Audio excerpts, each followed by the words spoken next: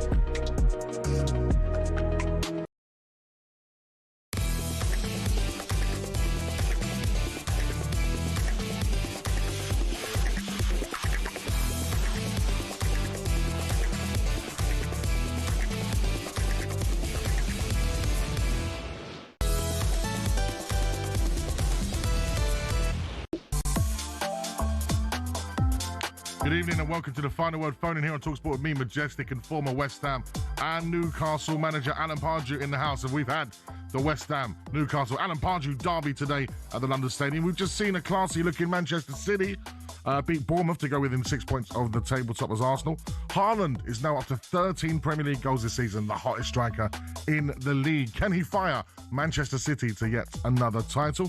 And as I said, the Pards derby, West Ham finally got a win at the London Stadium, sending the Geordies back to the northeast with a 3-1 defeat. If you're celebrating that win or in the middle on the long journey home back to Newcastle, do let us know. The phone lines are now open for you, 03717 22 And later in the show, we'll be talking about the Halloween horror show that I was at yesterday. And Pards has a full scouting report on Wolves, who are looking for a new manager after Vitor Pereira was sacked today. Remember, talkSPORT is bigger than ever. You can watch us on YouTube and your smart TV. So come and watch us on our fantastic 17th floor studio here in London. And that's all about you, your views. Call us right now. The number is 03717 22 It's Sunday evening. It's Magic Word. It's Magic Part. It's the Magic final Word. I'm still suffering from watching Spurs yesterday, mate. Yeah, it wasn't the best, was it? Awful. The worst performance I've seen us under Thomas Frank. Yeah, I read the reports and obviously see the highlights of the game. It didn't look too entertaining. One shot, wasn't it, on target? Was that right? Mate, painful. Real painful watching. But, we did talk on this show about, and I said to you, that front three worrying me at Spurs. Oh, big time. Whether it is good enough. And it looks very average compared to the Premier League, doesn't it? Well, looking at what Bournemouth brought off the bench today. Well, Bournemouth looked like, their group of offensive players, you would swap with Spurs all day long, wouldn't you? If Absolutely. Spurs At fan. the moment. The thing is, we'll talk in depth about Spurs later on because we've got a bit of a section. But like you said, looking at Haaland, who's absolutely firing 13 goals, what Bournemouth have in their ranks and other teams around us at the moment, Spurs just do not have the right firepower. But we'll get into that later on. We've still got 17 points, though, which is a return amazingly. This is what I'm saying. And your home form's, really poor. Awful. Yeah. And like Newcastle's away form is awful. Yeah, I know. But it's just weird how the league's panning out. The top three are Arsenal, Manchester City and Liverpool. You could have predicted after that, 10 games. Yes. We always say let 10 games just gives you a sort of indication. I think our surprise package is probably Sunderland being in 7th. Yeah, Bournemouth, obviously. And there's a couple of exceptions here and there, but, the top three now looks like that's the three in the race to me. So the quarter way mark of the Premier League season sees Arsenal 6 points ahead of Manchester City, but Manchester City, I think, are just going about their business quietly, doing their thing, and they seem to be playing very well. Should we go over to the City fan? Yeah, let's do that. There's only one City fan we need to hear from on Sunday. Okay. It's going to be Jackie. Of course it's Jackie. How are we, Jackie? Well, it isn't Jackie. It's not Jackie. It's dead air. We are waiting for Jackie. Jackie will be with us in a moment's time, I'm sure. There's no way on earth Jackie's lost for words because I've never had a situation where Jackie is lost for words, so it probably isn't the case. So it's probably. Manchester City. When you looked at them today, the only thing I would say is even though they looked terrific, and obviously got such strength on the bench, Massive. it just got better and better as the game went on in terms of the subs. It's like for like, quality for quality, but a lot of half chances Bournemouth created today. Still think it's a slight concern at the back. Yeah. Should we try Jackie again? Is she around? Jackie! Hello? Hey! Yeah, you've got me. We must have gone through a bit near the Etihad where the signal's dropped. Oh. Yeah, thanks for the message, Matt. I've been waiting to come on for weeks, but obviously with Tottenham and this and United and this and Liverpool. We've been waiting for your chance, Man City tonight. And they're second in the league. Happy? I know, like you said, Matt, we're just going about our business very quietly. We're not saying we're going to do this and we're going to do that. But I tell you what a difference from last week at Villa. Last week, no CDMs, very, very slow pedestrian in midfield. But Turkey, oh my God, he made such a difference. That head down assist to Haaland was absolutely superb. Yeah, you were talking about Turkey, weren't you? Haaland, he's a beast.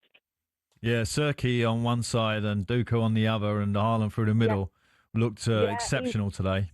Yeah, Nico O'Reilly, what a player. He can't be dropped now. I mean, last week he didn't play in Swansea, yeah. And Nori came in. I didn't think he played that well. He's just got to keep that best 11 now because I think next week we've got Liverpool, which is not going to be easy. You got Dortmund first. Yesterday, eh? You got Dortmund first. Oh, yeah, we've got that in the week, haven't we? Yeah. Just that small game on Wednesday. Just a Champions League game. You what, Madge? Just a small game on a Wednesday. I forgot about that one. Yeah, just a little small game of the Champions League on Wednesday. But we keep doing this. I'm not going to say we're going to win the league at this stage. It's far too early. We just hope Arsenal can bottle it like they always do and go second. I'm only winding the Arsenal fans if I'm not now. It's just a bit of banter, by the way, guys. But Matt, thank you so much for letting me on. I'm happy Jackster tonight. Listen, you've got to be celebrating after a victory. And as I say, 6 points behind Arsenal. And we give her the honour, of course, as our first call. As our first. Oh, you always do, because I'm the Jackson special. Exactly that. But listen, I, as you say, I think going about your business quietly, I think the pressure being on Arsenal, etc., is a better thing for Manchester City. And at the end of the day, as Paz just said, the strength and depth in that squad is absolutely phenomenal. Don't get me wrong, Arsenal squad's unreal as well. All three teams, actually. Yeah. Man City, Liverpool, Arsenal. There's not much to choose from. And that is why they're currently first, second, and third. Thank you very much, Jack. It's great to have you back on. Much. Thank you, Paz. Have a good evening. Thank you very much. 03717 223333 is the number to call. So, Paz, is it now a three-horse title race, Arsenal, Man City and Liverpool? Yeah, I can't really see beyond them because there doesn't look like a side below that 3 that I think has got the quality to get amongst it. Are you withdrawing Newcastle from there now? Do you remember you put them up there? I did. You did a couple of weeks ago. I'm disappointed. You got excited. I'm disappointed. As much as I'm so pleased for West Ham and their fans today that they've finally had a good day and a good performance, particularly the first half, I'm kind of bemused by Newcastle, particularly away from home with the squad that they've got. They should be picking up better results. And sometimes, scoring after 4 minutes, I don't know if that put them into that lazy kind of, we're going to be all right today. It'll just work out. And obviously it didn't. Absolutely. 03717 223344. You can we'll be talking about Newcastle and West Ham next as well. So let us know what your thoughts are. A rare Hammers win this season. So West Ham fans, where are you? 03717 223344. Or was they in the protest match? Because there was a protest after the game. Against the Bulls, yeah. Well, after the game? Sit down, yeah. After the win? Well, no, it was planned. Like one of those sort of internet kind of, let's all wait after the game situations. It looked supported, but not well supported. Well, the number is 03717 223344. Man City fans, Bournemouth fans, West Ham fans, Newcastle fans. We want to hear from you guys right now as we reflect on Manchester City beating Bournemouth 3-1 at the Etihad, and it was 3-1 to West Ham at the London Stadium against Newcastle United, one of Pard's former teams. Newcastle United. Right, it's Madge and Pards. It's the final word.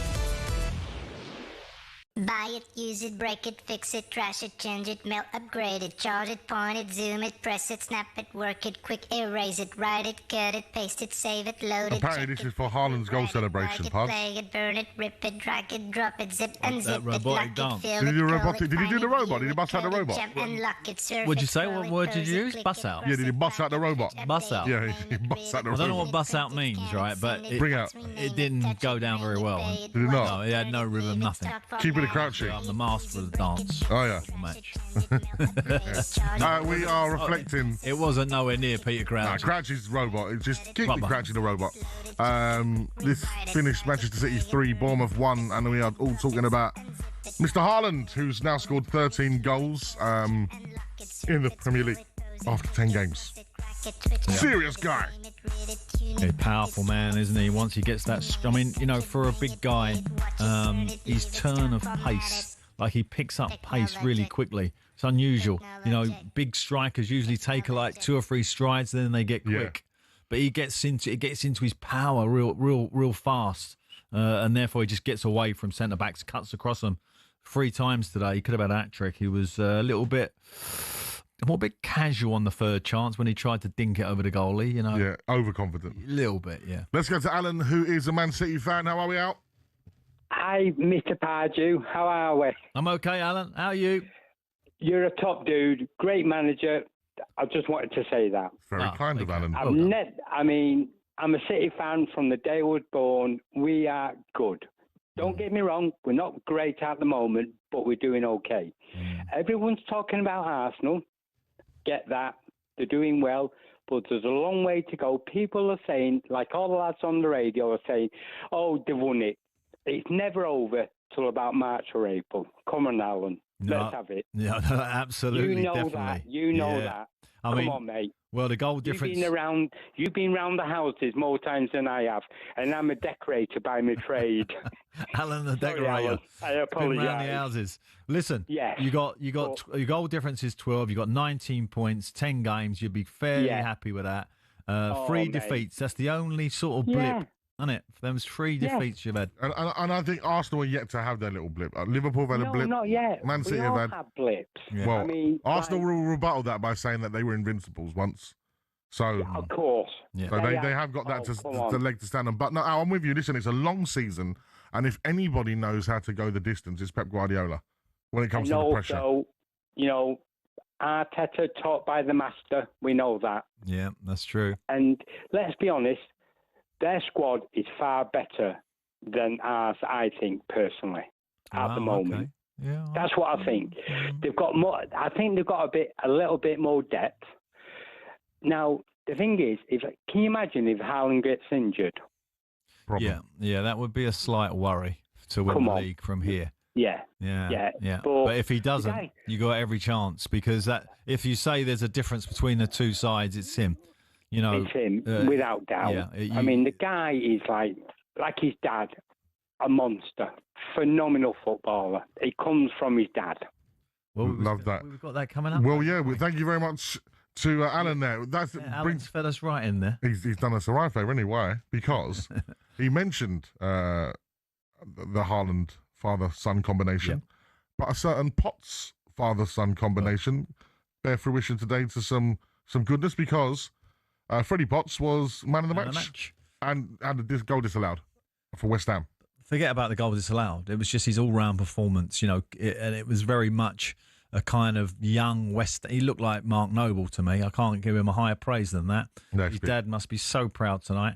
And you know what? I think that's what West Ham need. They need West Ham's always had that core energy of West Ham academy boys in the games around it, yeah. and they love it. And I heard the post-match interview they did on talkSPORT, and you could just see how happy he was. Yeah, delighted. It means a lot. It does, and it carries so much weight, as you say, with West Ham fans when they got one of their own, strutting it about like he was today. His touches on the ball, his little, movement, trying to find space, etc., etc. Brilliant.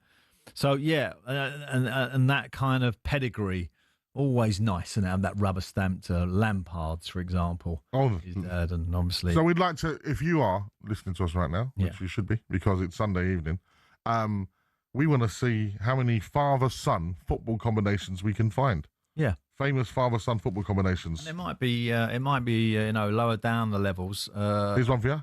Go on. Ray Clements, Steve Clements. Yeah, of course, but different levels, of quality there a little bit. Raymond was obviously world-class goalie. Stephen, maybe short of a Premier League player.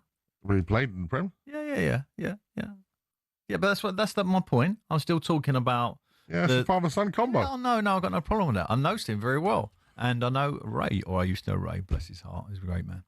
Yeah. So anyway, we will be talking father and sons. So yeah, if you've got a father and son, or mums and daughters. Yeah. Is there mums and daughters of WSL yet? Well, there might be. That's what I'd like to know. Yeah, that would be nice if we could unearth one of them. That would be brilliant. Yeah. So, yeah, the father-son, mother-daughter combination after today because, of course, Freddie Potts was man of the match. Let's go to Chris, who was at the game, who will tell us if Freddie was deserving of that man of the match title. How are we, Chris? Madge, Alan, I am over the moon. You've stolen a bit of my thunder. I thought for his first full Premier League debut, he was outstanding. And to play against the midfield of Guimaraes, Finale, and Jolinton, who are probably outside of Liverpool, Arsenal, and City, are probably the best midfield after them. Yeah, I thought it was fantastic. He freed up Paquetá to play forward. I didn't see him put foot wrong. And you talk about father. He's standing on broad shoulders because his father played over 500 times for the club, was a club captain. He's not quite, Steve is not quite in the same bracket as Mr. Bonds and Mr. Moore, but he's not far off them. And I just wanted to say, I think credit goes to the club, who have got a lot of pressure on the board at the moment, but they sent him on loan to Portsmouth for a year. And I think that has stood him in really good stead and steeled him into being a football player. And I'd like Alan's view about how much he thinks going on loan is of value to young players now who, to my view, don't seem to go on loan very often. Yeah, it's an interesting point, that, because obviously all through the history of the old First Division and the Premier League, players going out on loan, gaining valuable experience has been very much a make-up of their success.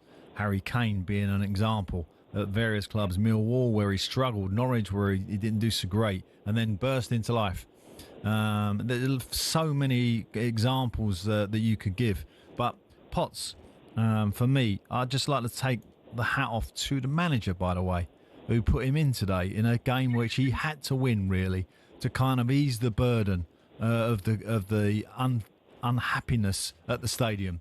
And to put a young player in sometimes is the perfect foil. And if they deliver like that, wow, everybody wins. Yeah. So, absolutely brilliant. Yeah, I'd agree with that. And just to your point about former father and sons, I'll continue the West Ham theme. There's Alvin Martin and David Martin. Yes. Who played for the club. Obviously, there's the two Frank Lampards. Yep. And I seem to recall Paul Dalglish played football. His father was a little bit better than him. Yeah, Paul, that's right. I was with Paul at some club, I can't remember, somewhere. A lovely kid he was. And of course, his dad, Kenny. Brilliant. Brilliant call. Thank you very much, Chris. Chris. Great call there. And, you can hear from the West Ham fans, like I said, what There's it means. There's a big documentary coming out about Kenny Dalglish, and somebody had a preview of it that I know and said it was absolutely brilliant, so watch out for that. We've got a few coming in on the messages. Phil said Alex and Darren Ferguson. Yes. And then we just had one from Giles, the Villa fan, Paul Ince and Tom Ince. Yes. Reading. What's Ashley Young's son called? Because they played against each other, didn't they, in the FA Cup? Yeah, they did, didn't they? I can't remember, actually. We'll have to remind ourselves of that. Somebody else. Yeah. 037172234. The things to take right now. We're asking for the father-son combos. You've heard a few there. Paul Ince, Tom Ince, Alex and Darren Ferguson. Off the back of Freddie Potts becoming man of the match today for West Ham, of course. His father, Steve Potts, was a club legend. Big legend. Yeah. And on the coaching staff as well. Yes. In there, he's under 23s. I think so, yeah. Yeah. We want the father-son combos. How many can we get during the show? We'll try and get a definitive list afterwards. That'd be quite fun. Or if anyone can unearth us a mother-daughter in the WSL, we'd really love that. We'd love that one. That'd be amazing. Yeah. And we're going to be speaking in a moment's time about Spurs, as lots and lots of people... Must have had some at Spurs. Father, son? Yeah. Well, I said, did Ray ever play with Spurs? Come on, you're a Spurs like Bible. You must know everybody. Come on, they get your thinking cap I don't think that has been. Right, so there's lots of people coming through already. Thank you so much. Spurs fans, get ready to call us on 03717 22 But West Ham fans as well. Now's the time to come on and celebrate. But perhaps you was at that protest afterwards. If anyone was at that protest, please call us. We want to hear from you and see how that was. We like to tell all the sides of the story here on the Final Word, so we'd like to hear from everyone. 03717 22 3344. It's Majestic and Alan Pardew, Sunday night at talkSPORT.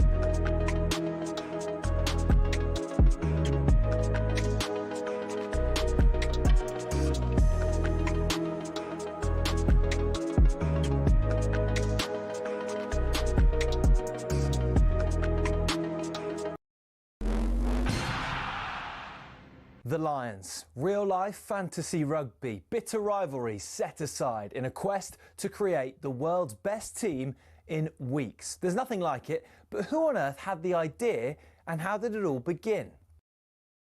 Incredibly, the first Lions tour was organised and funded by three men who played in England's first ever Test cricket match: opening bowler Alfred Shaw, opening batsman Arthur Shrewsbury and captain James Lillywhite. The 1888 Lions squad, then made up of 17 English, 4 Scots and 1 Welshman and a Northern Irishman, took a 46-day boat trip to New Zealand before heading to Australia. The Lions weren't alone on the boat. Also on board were 300 stoats and weasels, who were brought over to eliminate New Zealand's rabbit problem. The first ever Lions captain, Robert Seddon, died of drowning midway through the tour while sculling on a river. Andrew Stoddart, who was another of the cricketers there, took over and was the star of the tour. The next one was the first to get official recognition from the RFU against the newly formed Springboks. Although the Lions won the series and beat the Boks again 5 years later, in the 12 series since in South Africa, they've only won 2. New Zealand has proved an even tougher hunting ground, just the 1 series win for the Lions in 11 attempts, which came in 1971. And then there was that nail-shredding drawn series in 2017, only the second in Lions history. Only once have the Lions clinched a series after losing the first test, 1989, when David Campese's infamous ghost pass was pounced upon by Ian Evans. Before World War II, the Lions had a dark blue strip, which on the 1930 tour forced the All Blacks to play in all white. So in 1950, the iconic red shirts, white shorts and blue and green socks combination was born. It remains the symbol of the greatest alliance of adversaries in all of sport. To borrow the phrase from Jim Telfer, the Lions is Everest.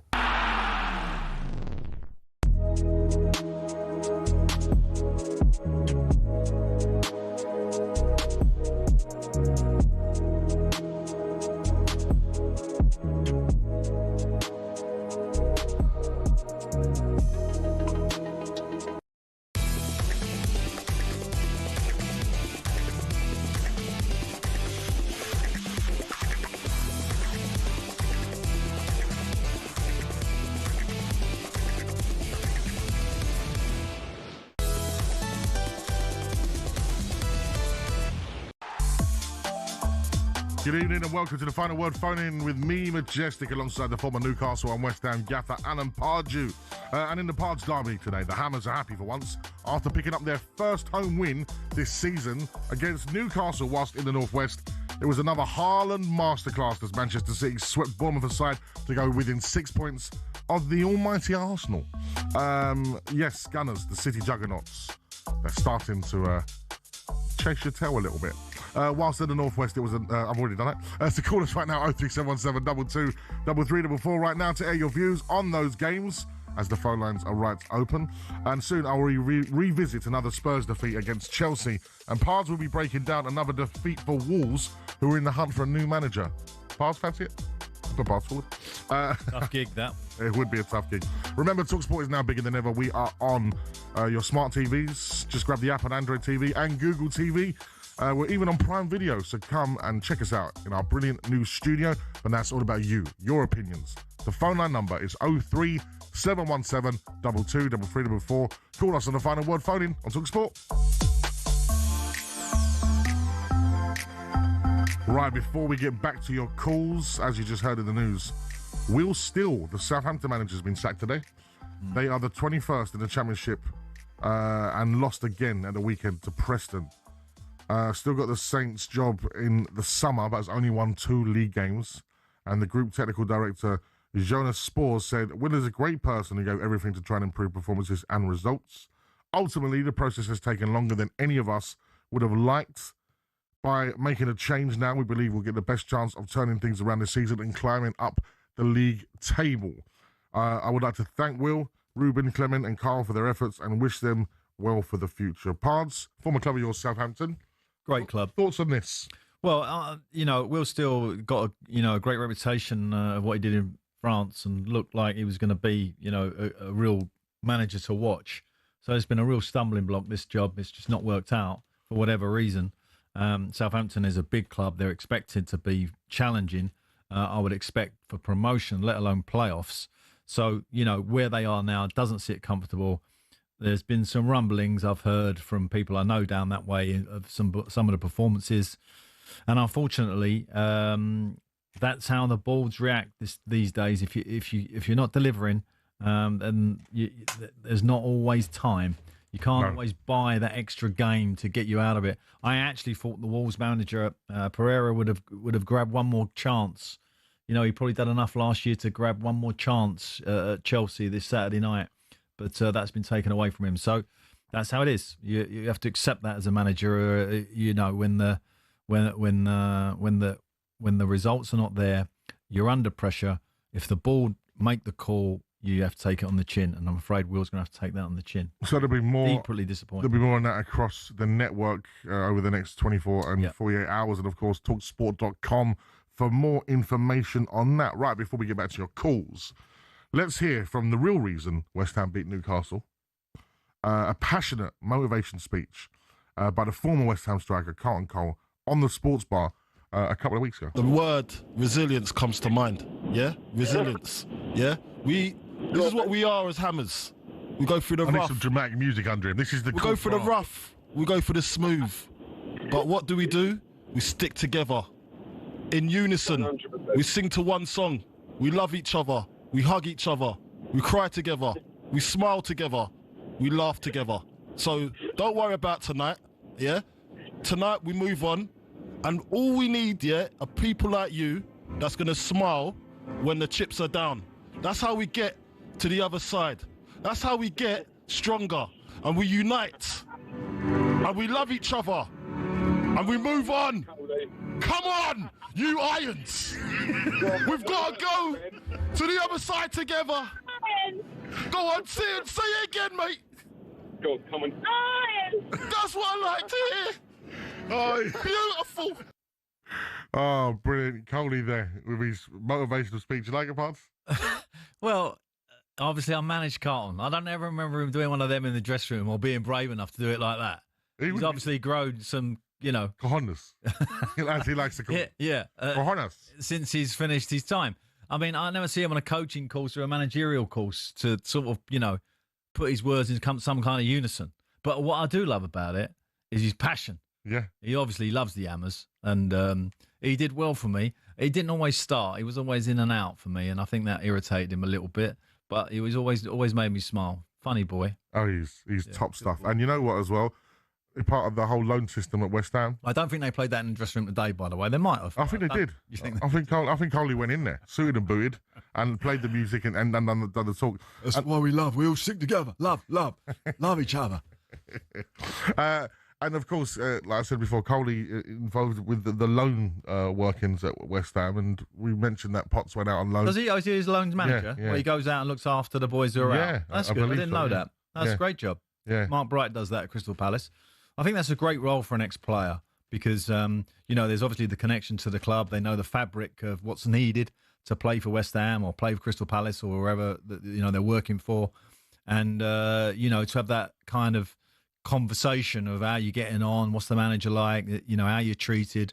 They're very important conversations in their development. Yeah, and you know what? Coley is a great chap. As you said, he's someone that definitely can put a smile on your face. Yeah. So yeah, that was the rusing. There was a horrible story actually when I got sacked to West Ham that one of the tabloids run that he was dancing in delight at my sacking. Really? Yeah. We need to confirm or deny that. Yeah. Carlton Cole dancing in delight. And I it crossed my mind. I was thinking, Carlton probably was having a dance. I weren't saying he was having a dance because I got sacked. He was just probably dancing. But two and two together. He might have been dancing because I got sacked and he could get a game.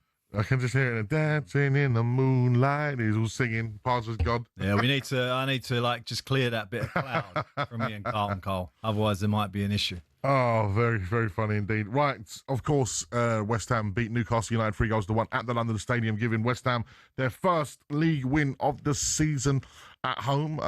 Nuno Espirito Santos, of course, delighted with that. It's a great result. I mean, Newcastle on a little bit of a run, great side. And they deserved it. Newcastle weighed Spurs in on the week. We got beat up there. They're through to the cup. Perhaps, maybe the gaffer's thinking about the game in the week of the Champions League. Let's go find out from Neil, the Newcastle fan who joins us. How are we, Neil? Evening, gents. How are you? Are you on the way home? No, I'm just I'm dropping my son. He's in the army, so I'm dropping him back up to Barrett. Right? Oh, what top father you are. Yeah, he's all right. He's all right. Listen, he's driving you all that way. He's a top man. So let's talk about the game, Neil. Deserved win for West Ham, or are you disappointed with Newcastle? Yeah, I think West Ham, after what they've had over the last few games and whatever, they're up against it. So, and they got stuck in. So yeah, I don't begrudge them that win. And I just, I just wanted to across and say about how well Newcastle were doing and how well we've done over the last few years. And it seems to me like every time we get in the Champions League, and even early in the stages in the season when we're in all the cups, we seem to struggle a bit. Yeah. And I think the lads looked a bit tired today. I mean, at times we were popping the ball around, passing it around and well. But then it sort of, they lacked a bit of energy, I think, today. And that's why Eddie made so many changes. But, I think the Champions League takes its toll on Newcastle the seasons when we're in it, Oh, there's no doubt about that, and not only physically, emotionally, you get drained, and and if you're not, if you're playing a Premier League team, particularly like West Ham, and you can imagine where they were today, that was everything for them today. They had to win. Their drive and their passion and their desire was that much greater than Newcastle's, and that's understandable with the catalogue of games that Newcastle are currently running at. Unfortunately, the problem Newcastle and Aston Villa have, in particular in Europe, is that the squad probably isn't strong enough through the whole range of the squad to sustain a campaign in 3-4 competitions. That's the truth. I totally agree with that. I was going to mention Aston Villa. They're a good team. You can see it for them. When they hit stages in the Champions League and early stages and all the different cups and what have you in the division. Yeah. And I think like what Addy's doing up there though, and with our scouting and moving on, I just going out and all the aggro he calls on the way out, and then automatically coming in. If it might be controversial, but if FFP didn't exist, like when Man City and that, got the new their new owners, then I think Aston Villa would be right up there now. I think if Newcastle weren't in the Champions League, we'd be top 4. I think we'd finish third. I think this season we've got to try get as far as we can in Champions League, try and keep that cup that we won, and finish 6th or 5th this season would be good. Yeah, that'd be a great season, to be fair, especially if you can retain the cup. Thank you very much, Neil, Newcastle fan, doing the fatherly thing of taking his son. Yeah, and obviously we've got Remembrance Sunday coming up next week, but a lot of the games, like Fulham yesterday, it was their last home game, so there was tributes yesterday. Met a nice Chelsea pensioner yesterday who was delighted. And some boys from the Coldstream Guard. So hello to them. They were brilliant guys. Good evening to them indeed. 03717 223344. We got loads of father-sons coming in. Lots of people with Harry and Jamie Redknapp. Of course. And a lot of people as well with the Frank and Frank. Did we say on air about Ian Wright, of course? We haven't said about Ian yet. Ian and Sean and Bradley. Sean and Bradley, of course. The sons of. So there's a lot coming in. Someone said about, I'll have to find it in a moment's time, but there's been so many coming through, Pards. 03717 223344. Chelsea Spurs connection and father/son, Les and Clive Allen. Yes, of course. And Martin Allen. That was all connection. And yeah, exactly. Yeah, of course. Fastest goal. Here's one from Wayne, a Liverpool fan. He's on deliveries in Ireland. Dribble Cisse and his son Prince, who's captain of Liverpool's under-18s. Oh, wow. Coming through. Yeah. Wouldn't have known that one. So that's brilliant. Yeah. Right, 03717 223344. Andy, Devontae Cole. A lot of people coming with that as well. Carl Lieburn and his son. Yeah, there's loads coming well. through. Yeah. 03717 223344. It's Majestic Party. It's Sunday night. It's talkSPORT.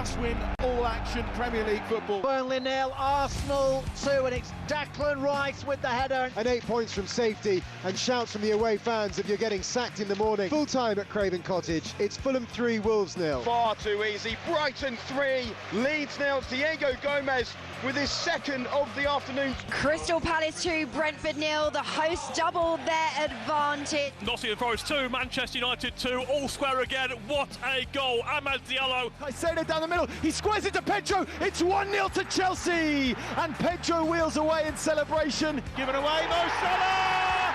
This time he'll count. This time Liverpool have the lead. It's his 250th goal for Liverpool. And it's 3 points that lifts them up to third in the table. Crisis. What crisis, you may say. And it's the fan favourite Thomas Souček who seals the points in stoppage time. It's West Ham 3, Newcastle 1. It's Erling Haaland again with his second goal of the game, his 13th Premier League goal of the season. Manchester City 3, Bournemouth 1. That's how the weekend sounded here on talkSPORT, with wins for the likes of Liverpool, Arsenal, Palace, Brighton and Chelsea. So let's start there. Chelsea went to what they call 3-point lane. Picked up another 3 points. 3-point lane. Oh, mate. They've got some record there, haven't they? Let me tell you something. I knew yesterday morning, I watched my son play football. They lost. Oh, dear. Yeah. So not a great start. Poor performance as well. And he didn't score, I take it. No, he did score. Oh, he did score, okay. Did score, but it's been a tricky transition to the 7th side. Yeah, the goal was still a problem. We didn't have a goalie yesterday. We didn't have the actual standalone goalkeeper. Our old goalie did a half, and then we had another player who played well in goal actually second half. But anyway, it starts there. I've decided as well. Full breakfast so they're going full breakfast? No, because I've decided I'll do a water fast. Good boy. For 72 hours. Good. Over a weekend. So there's your joy gone for food. So there's no joy there. So then I'm like, I've got to go to Spurs, and it's raining. No, where there will be joy. There'll be no joy. No. And I thought to myself, why am I doing this? Why am I knew what was going to come. I knew what was going to happen. But regardless, my son, Dad, I'd love to go. I was like, would you like to go with Granddad? I'd love to go with you. Did he give you the puppy eyes? I can't not do the father-son one. He'll be one day he won't want to go out with me. So yeah, of course. So I have to remind myself that. Yeah. So we went up there, Spurs Chelsea. Atmosphere to start with pretty good. The flames going on, everything. The light show under the lights. Spurs Chelsea, come on! And my goodness, that was dreadful. Right, before we get on to how poor Spurs were, just tell me what you thought about Chelsea. What was good about them? Chelsea wanted it more. They were first to every second ball. They were snappy. Caicedo got a mention. Yeah, outstanding. He was. Yeah, but listen, as soon as we had the ball, bang, someone was there. Yeah, they didn't allow us to play at all. The goals were complete gifts. You gifting. Well, he was gifting chances left, right, and chances, centre. Yeah. I mean, overplaying and playing through a mid. The goal was a horrendous gift. Oof. It starts with I think Xavi Simons with a terrible ball to Van der Ven. Now, this is I had this conversation. I was on air with Sam Mouthface in the week, and we was talking about Thomas Frank coming from Brentford, and talking about myself coming from Reading to West Ham. Knowing there's a tradition, knowing you got to play a little bit, I just worry if he's transition from that club, the playing style, to Spurs, where he's under a little bit of pressure to play a more open, more attacking type of game, has just got him confused a little bit in terms of what the team should be doing. Does that make sense to you? Yeah, that makes a lot of sense. But the only thing I'll give him sort of support on is just looking at the personnel he's got there to play anything other than what he's playing. Because Xavi Simons, who clearly is a talented footballer, isn't ready for the Premier League as of yet. He's getting knocked off the ball left, right. He gets the ball, and literally, like Caicedo was there yesterday, bang, no, you're not having that.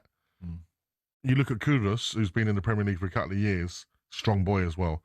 Mate, you're not knocking him off the ball the way that Xavi Simons gets knocked off the ball. Right, okay. So there's a marked difference between the two at the moment. Absolutely. No Solanke's injured. No Solanke. So we started... No Madison. Yesterday we started with Polinia, Bentancur as a 2. And Nothing wrong with that. No, not at all. But then Sarr, Bergvall, who unfortunately came off after 5 minutes. Yeah, I see the head. Yeah. and Mwani up front, who, bless him, was running around like a headless chicken, but had no service whatsoever. And as you say, Spurs have always got at least one player that will find a pass or slot something, like you said, a Madders or someone. We don't have that right now. We just had a message here saying one of the most pathetic performances by Spurs in recent years, which is absolutely correct. And the thing is as well, what's really concerning is, it's not like we got battered. It's not like Chelsea beat us 7-0. We tried to play football. It was just, we created nothing. Can I just say, if you say Maddison was fit, Maddison was in, you had Palomino and Bentancur behind him, then you got Solanke up the top, and then you got Kudos on one side. Who would play the other side? This is the problem. And where's the boy gone? Clay, can't remember his name. Begins with K. What's his name? Clay him. The number 10. Number 10. Kulusevski. He's also injured. So it's a big problem. Well, I'm just kind of underlining the point that the manager's a little bit unlucky in terms of what he's got available right now. Well, listen, the day that... I mean, he's getting criticised left, right and centre for his style and everything else, but he hasn't got a lot, And also, the day that we said goodbye to Heung-min Son, we lost Madders with an ACL. That move... Was that the same kind of 2-day, 3-day period? Same day. Same day. His last game for Spurs over in Korea was when Madders picked up that ACL. Wow. And I think, looking at it with hindsight now especially, selling Son, we should never have sold him. A lot of people say, his legs are gone and this, that. I'm telling you now, Sonny will create something. Within the space of 10 games, he would have done something by now. Well, I'm going to just go away from the performance and say after 10 games, with the squad he's got, 17 points is a good return. This is the thing. Unbeaten in the Champions League right now. Okay, disappointing we went out the Cup the other day. Yeah. But on paper, it all looks pretty good. And I'm on the Thomas Frank train. I'm not bashing him at all. No. One thing I do want to talk about though, Pards, especially as a former manager, and I want Spurs fans to call us on 03 717 223344. I can see the switchboard. So many of you trying to get through. 03 717 223344 is the number to call. I want to know what Spurs fans think of this and get your views on it, Pards. At full time, a video's going around, circulating now, of Thomas Frank coming onto the pitch. He says something to Jed Spence and Mickey van der Ven, who kind of almost look like they give him the Evo, like, do one, mate. And they walk off. But the way he looks back at them and he holds his head looking back at them for at least 5 seconds tells me that he looks very, very annoyed. Now, I showed you the clip, Pards. What do you make of it? Well, obviously, many, many times I've had defeats where, in particular, your leaders, your emotional defenders, like those two guys are, when the attacking side part of the game has been poor, you understand where they're at. So when I looked at that clip, it's looked to me like the manager was sort of kind of asking him a point maybe about the defensive work, and those two were like, well, what about the rest of the team? That kind of attitude, and just sort of, weren't having whatever he said and walked straight past him. Now, players walk past me many times. I usually address it. I wouldn't let it go. And I'm sure Thomas Frank's not going to let it go. He's going to have words probably tomorrow. And certainly I would do it on a Monday or even on a Sunday if we was in. But, the bottom line is with that kind of scenario, it's just not good. It's just not a good look. And even if you address it privately, which is probably the best way. Would you be fuming? Yeah. No, the point, I need to get back to this point because it's important that the team know that that's unacceptable. Yeah, that's what I was going to say. Yeah, so even though you address it privately, at some point later in the week, you would say, I spoke to those guys, I'm not having that. Okay, let me give you a scenario. You're Thomas Frank, yeah? I'm Mickey van der Ven. I'm in the change room, yeah? You've come in after that's happened. I'm there. Oh, terrible result today, man. I'm Mickey van der Ven, the fastest man in the world. I don't want to speak to you. You're Thomas Frank, what do you say? Well, I'll say to the big man, look, listen. I want it in the exact tone. Like, what energy are you coming with? Are you talking about after the game? Yeah. I'm going to say, look, we didn't play well today. I know. It's crazy. We didn't play well today, and the team are frustrated like you're frustrated. But, like we got to stick together. And although we, offensively haven't played our greatest game today, you weren't so great yourself. So let's not just, start pointing fingers or anything. We all got to get on with it. So have you got a problem or not with me? Yeah, I've got a problem. Yeah, well, we'll sort it out Monday. Because emotionally, I can see you're not ready for a conversation now. And nor am I, by the way. So I've got to go and do the press. Oh, nice. I like that. Smooth. Smooth. No, but, I'm sure. But this is the same Thomas Frank that, put, Basuma out on the squad for not turning up to training on time. I wonder if there'll be any repercussions. I don't think so. I mean, them two are so, you're talking about England's fullback, and as you say, you're talking about the quickest centre-back and probably the most important player on the staff, Van der Ven, in my opinion. So you don't want to burn bridges. You just need to kind of address it. Okay, I might even apologise for that moment of what he said. Of course, I'm not party to what Thomas Frank has actually said at that point, but it definitely irritated the two of them in the clip that you showed me. I hope that's not AI, by the way. That's the worry you have these days, isn't it? No, it's not AI. I've seen some AIs this week. They're just like ridiculous. No, that happened. Okay. Okay, Spurs fans, give us a call. 03717 2233. What did you make of it? What's your How did they play, by the way, those two? Oh, well, Van der Ven was at fault for the goal, which was poor.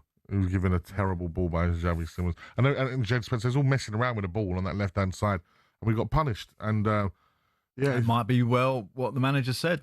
Yeah. Yeah, perhaps. Got what you deserve, guys, today. Might have said something like that. And don't forget as well, we have already mentioned the fact that the Southampton gaffer Will still has been sacked from Southampton. And lots of information coming up. We did have Pardew's reaction to that. We just had a message that said, "Hi, I know it's all about the Premier League, but I'm hoping you can ask the opinion of Mr. Pardew about the situation of Southampton. It would be good to hear from not only an experienced football man, but also a respected former manager of my club." Pards, can you give a quick summing up of that? Well, it's difficult because, I haven't seen them play live. And, when the experience I have tells me that, I can't, it's not fair to judge. All I would say is that, the guy who's come in had a great reputation, and when I look at the playing staff that he has, I'm wondering where it's going to miss, because something's going to miss there, and that's what the new sporting director and the board would have to decide. What has actually gone on here? Who's at fault here? Is it the transfer policy that we've had in place and the transfers are not coming through? Was the manager a problem? If so, what was it? And then you got to redress it. Well, good news. Crookie's coming on in a moment's time to give us more information on that. 03717 2233. It's Majestic. Alan Pardew, final word.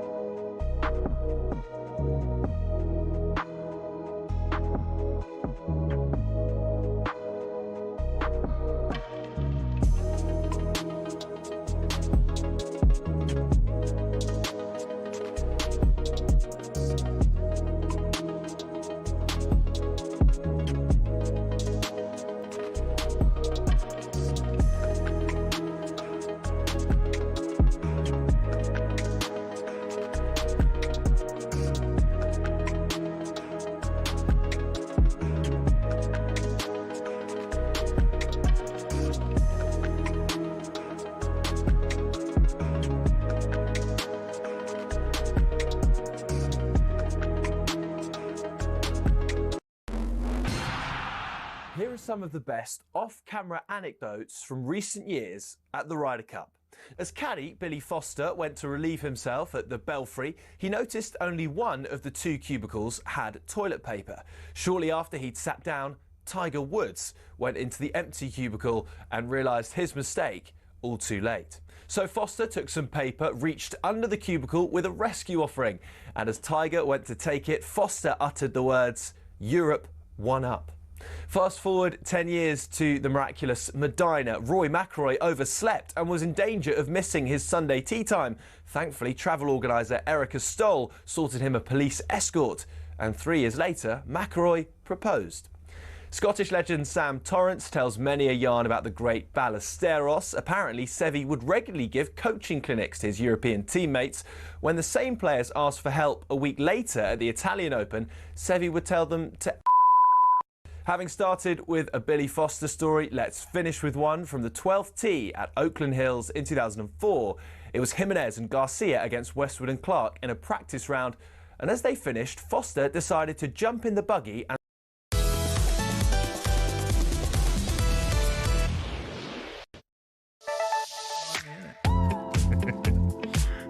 This is the final word here on talkSPORT with me, Majestic, and former West Ham and Newcastle gaffer. And Southampton manager. And Southampton, yeah, throw Southampton in the mix because we are talking all things Saints. It is Alan Pardew alongside me. We've had so many father-son combinations coming in. We've even had the international ones now, the Maldinis. The Maldinis, yeah. And standout one for me, the Turams, of course. Lillian and Marcus. Marcus currently at Inter Milan, very sought-after prospect as well. Got a message here from Becky. Said, I'm so disappointed with the two lads, especially Mickey, whose fault it was on why they scored. Simmons actually told Mickey not to give him the ball in the first place. I watched him back. He told him not to pass to him.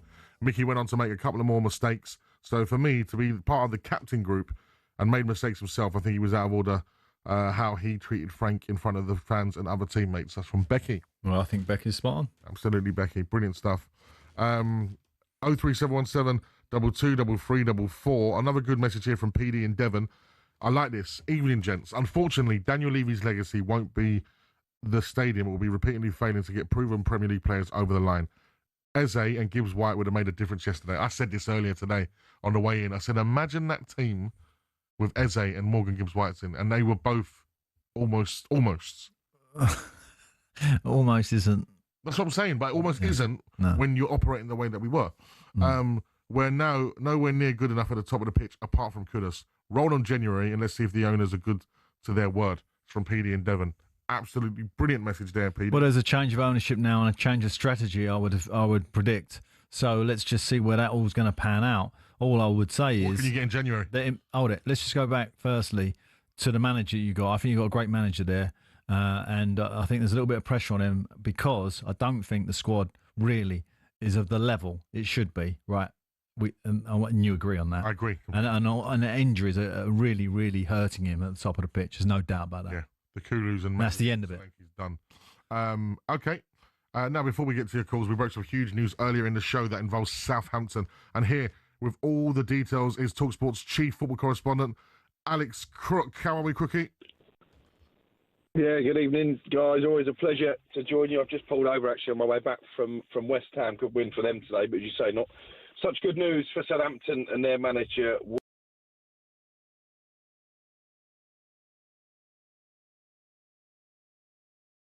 Game Southampton fourth from bottom in the Championship, and he's paid the price with his job. I mean, in terms of insight, Crookie, was it just on the performance level, or has there been, rumblings in the background of a transfer policy not being right at it? Is there, any issues that we should know about? Well, I think if you spoke to Will Steele, he would maybe point to issues with the hierarchy, and I think he'd have a case, Alan, because Sport Republic took over the club back in January of 2022. In that time, they've gone through a number of managers. They've gone through 2 relegations from the Premier League, and in fact, the only manager they've hired in that time who's won 2 or more league games was Russell Martin. Ruben Sellers didn't manage that. Nathan Jones, who was their first appointment taking over from Ralph Hasenhüttl, was a disaster. Ivan Juric came in, you may remember, and he struggled to put points on the board as well. and I don't want to be disrespectful to any of those managers, but it seems to me that they've made some really rogue appointments. And Will Steele coming in, he had a good reputation in France, but it doesn't always translate to English football. Obviously, had no experience of the Championship, which, as you will testify, Alan, is an unforgiving league. And I just wonder if that was one gamble too far. You look at the recruitment in the summer in terms of players. They did spend a lot of money. They signed people like Tom Fellows and Finn Azaz, who are proven Championship players, and Will Steele hasn't been able to get the best out of them. So I could understand from both sides why this parting of the ways has been inevitable. And the question obviously now is who do they go to next? As we were hearing in the sports bulletin there, Tom Derecker, not someone I know a huge amount about, I have to be honest. The under-21s coach has been put in charge.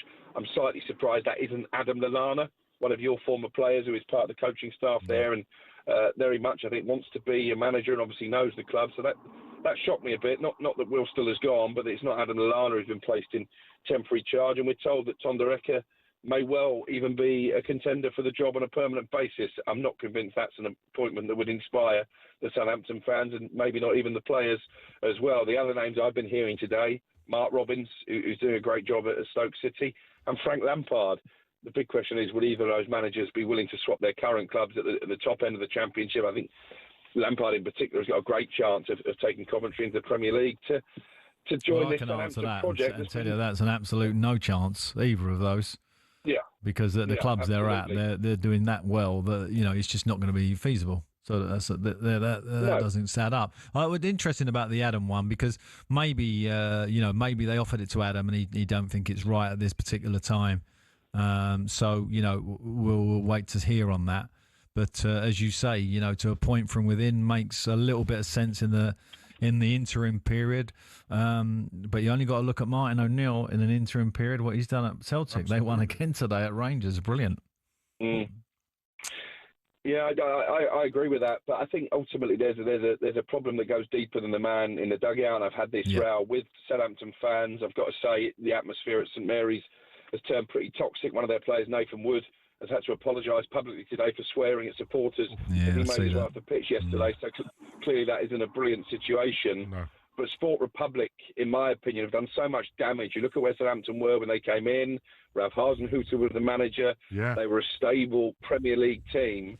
To be fourth from bottom in the Championship, I think is on the hierarchy. I don't have a lot of faith in the decision makers there, in the people who come in as sporting directors and who've led the recruitment, both in terms of managers and players. They haven't really got a goal scorer. They spent a lot of money on Ross Stewart at the start of last season. He's never fit, and you need goals in that division, and they don't have any goals. So I think it's going to be a huge job for whoever comes in. But ultimately, Sport Republic, in my mind, have to take a long, hard look at themselves and work out how it's come to this. Brilliant. Thank you very much, Crookie. And I'm sure Crookie will have more information out the next 48 hours here on the talkSPORT network and, of course, at talksport.com. 03717 223344. So Southampton and Spurs fans, the phone lines are now open for you. Southampton fans, speak to your ex-gaffer. He's here. Alan Pardew, 03717 223344. And we'll hear from you next on the Final Word on talkSPORT.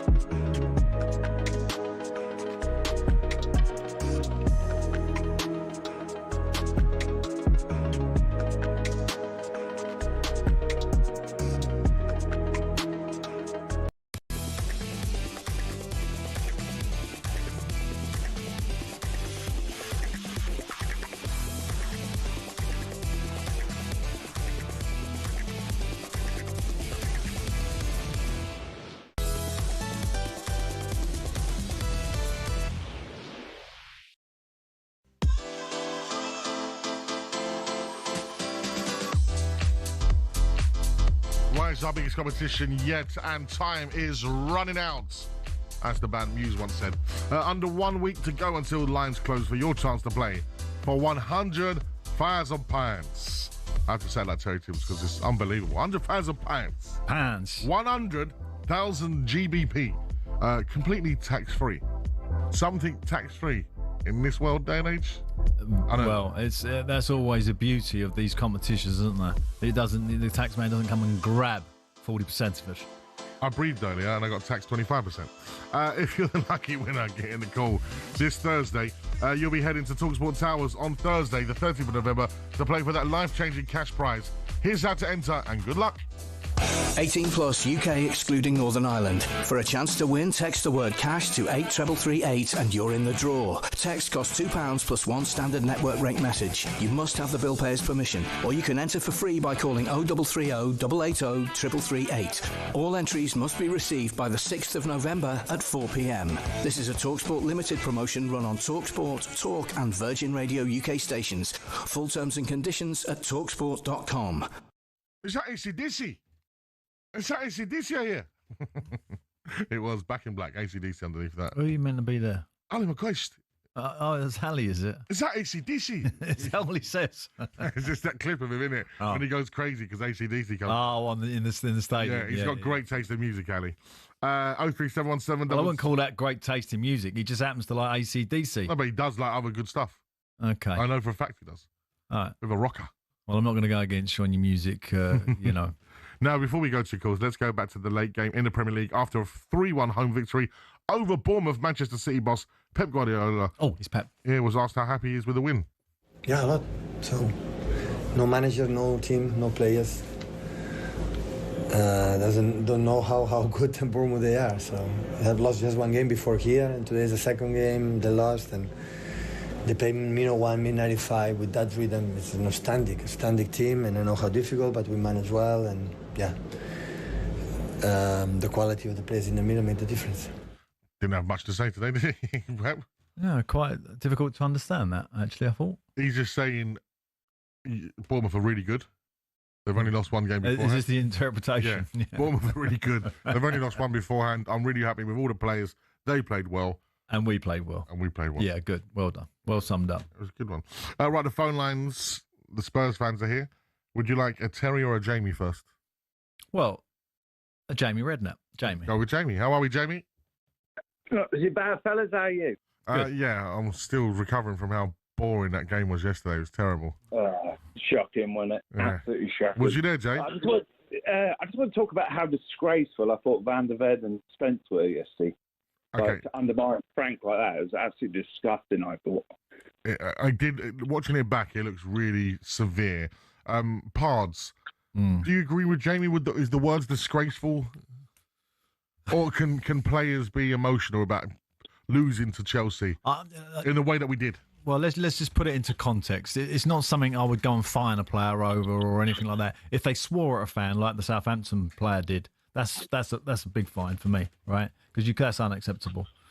To walk off and not signal the fans, you know, I've been in players' faces about it. and said, look, don't let it happen again, but never fine anyone over that. I don't expect there to be major repercussions over this, if I'm honest. But even the blanking of the manager. Yeah, no, I don't think so. I think that'll get addressed, and it will be, you know, water under the bridge. But, you know, in terms of Frank and the perception after a defeat and the form they have at home, it starts to add to people's criteria of whinging, if that makes sense. You know, it just adds another element to it, doesn't it? And unfortunately, you don't need that. Do you not think they undermined him, though? Yeah, I do. I do think that. And the point I'm kind of sort of raising is that Thomas will definitely have to address that. There's no way that you can, you know, particularly now it's really highlighted on social media. You know, it's something that the PR team at Spurs will be contacting Thomas and saying, look, this is a major issue, da-da-da-da-da-da. So you get highlighted. The two players, I'm sure, are very embarrassed about it already. So, you know, it definitely needs to be addressed. I think as well, Van der Ven is such a nice chap, and Jed Spence is quite a laid-back individual. So is it just the passion of the loss? Of course, you know, and emotionally, and like you do things at the end of the game, you know, and we've all had so frustrated. Square-ups with your mates while playing. Yeah, of course. And sometimes, you know, we've had these famous confrontations on the pitch, haven't we? Yeah. You know, where players on the same team. Bowyer and Dyer. Yeah, of course. But you know, of course, in the down the tunnel and in the dressing room, you get those all the time. You know, people are like singling people out and saying, you know, you weren't at it today, you're nowhere near it, or you know, your behaviour on Thursday was disgusting. You know, Well, they tell each other. Yeah, and you know, like it's just not. I bet Joey Barton didn't mind telling someone. No, Joey. No, there's no point just digging out like a name like Joey Barton. No, but I'm just saying, I can imagine Joey. Joey was quite good actually, but you know, I can think of senior players taking young players to task, not in an aggressive way, but in a way of like teaching them. You know, if you're going to turn up late Wednesday, Thursday, that's the sort of performance you're going to put out, kind of thing. What about if you pushed your teammate over? Like, what would you make of that? What do you mean, push your teammate? Like if you have a bit of a square off with your teammate and you like throw him. Usually, someone's straight in between that, stop that, or you know. What do you make of the person that's done that? Like, say if I'd done that to a teammate of mine recently. You haven't, have you? Did you have an incident? Did you lose your head? I might have had head's gone. Oh no, Madge! Come on, mate. How old are you now? Too old. You can't be having incidents like that, especially with the 20-year-olds. Oh dear. Yeah, no, you know it happens. Like everybody gets emotional. That's to say, it's the emotion of the game, isn't it? Emotion takes you to places you don't want to go. Let's go to Terry, who's also a Spurs fan. I'm sure he's quite concerned, like I am, about the form. How are we, Tel? Yeah, not too bad. You okay, guys? Yeah, good, Terry. Yeah, I'm still reeling after going to Spurs yesterday. I wish I didn't go. And you know what? Yeah. The thing is, I don't know about you, Terry, right? I'm a season ticket holder, so I go every home game I can. And I've just not had any joy over that stadium for a long time now. This ain't just Thomas's fault. Like, it goes before that. Our home form has been abysmal. Ange, wasn't it? Obviously, the Ange run, yeah.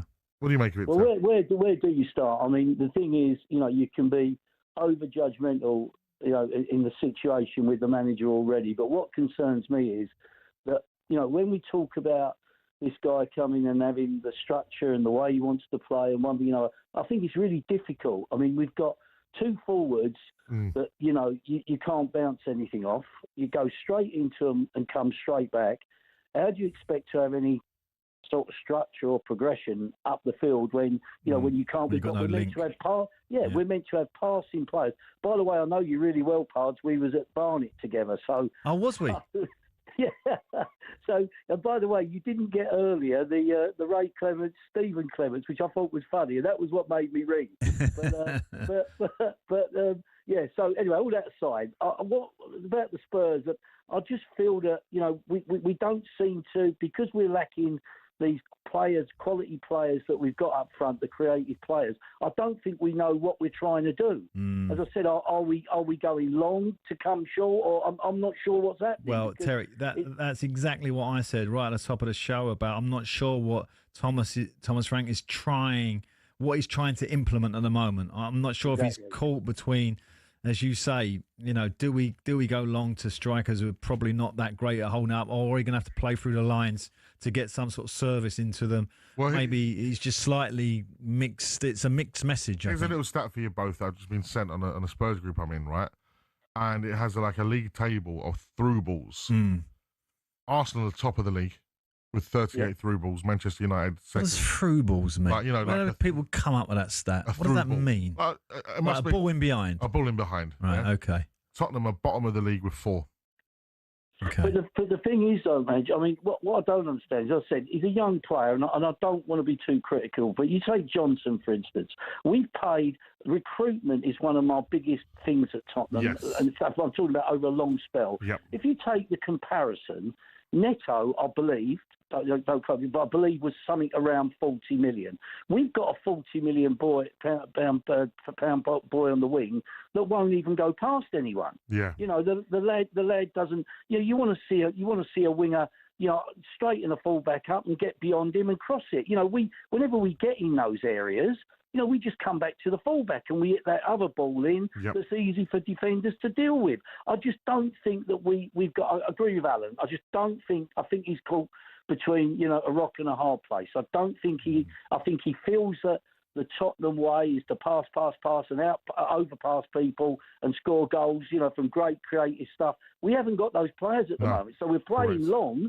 We're playing a bit longer to players that can't hold it up and bring us into play. Well, so Terry, listen, you definitely... I'm all over the show, Pard. You're definitely of the age, right? Obviously, because I know, if I've played you at Barnet, I know you're a certain age, right? The thing about Spurs players and club has always been technical, bit flashy players. You've always had that kind of flair player.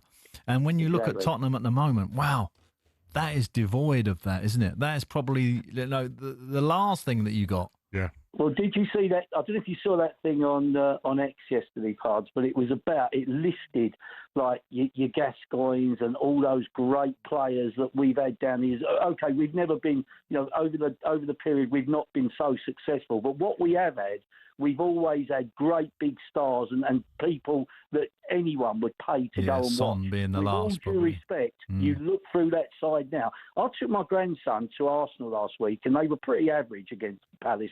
But in fairness, they were so structured. They had flair all over the pitch. They got, and they just looked like a proper football team. And it was quite funny. I went to Spurs yesterday, and I sort of tried to compare the two, and they're oceans apart. And it kills me to say it. But I will say, Terry, that is a 5-year project. Just before you go, Terry, I want to mark your card, mate. I don't ever go on X looking for Spurs highlights reels. Just so you know. It's not something that's at the top of my agenda. Terry, what was Pard like in the dressing room, by the way? Pards, I want to say something very quickly to you, if I can. It's just a reference to you. I actually was in charge of a team when you was out of the side, and what an example you were when we went to Welling one night. You won't remember it, but I was in charge of the team. Bully put me in charge, and we went down to Welling. I know. How are you two? I know you are now. I got you. Yeah, you're top man, mate. Yeah, oh good.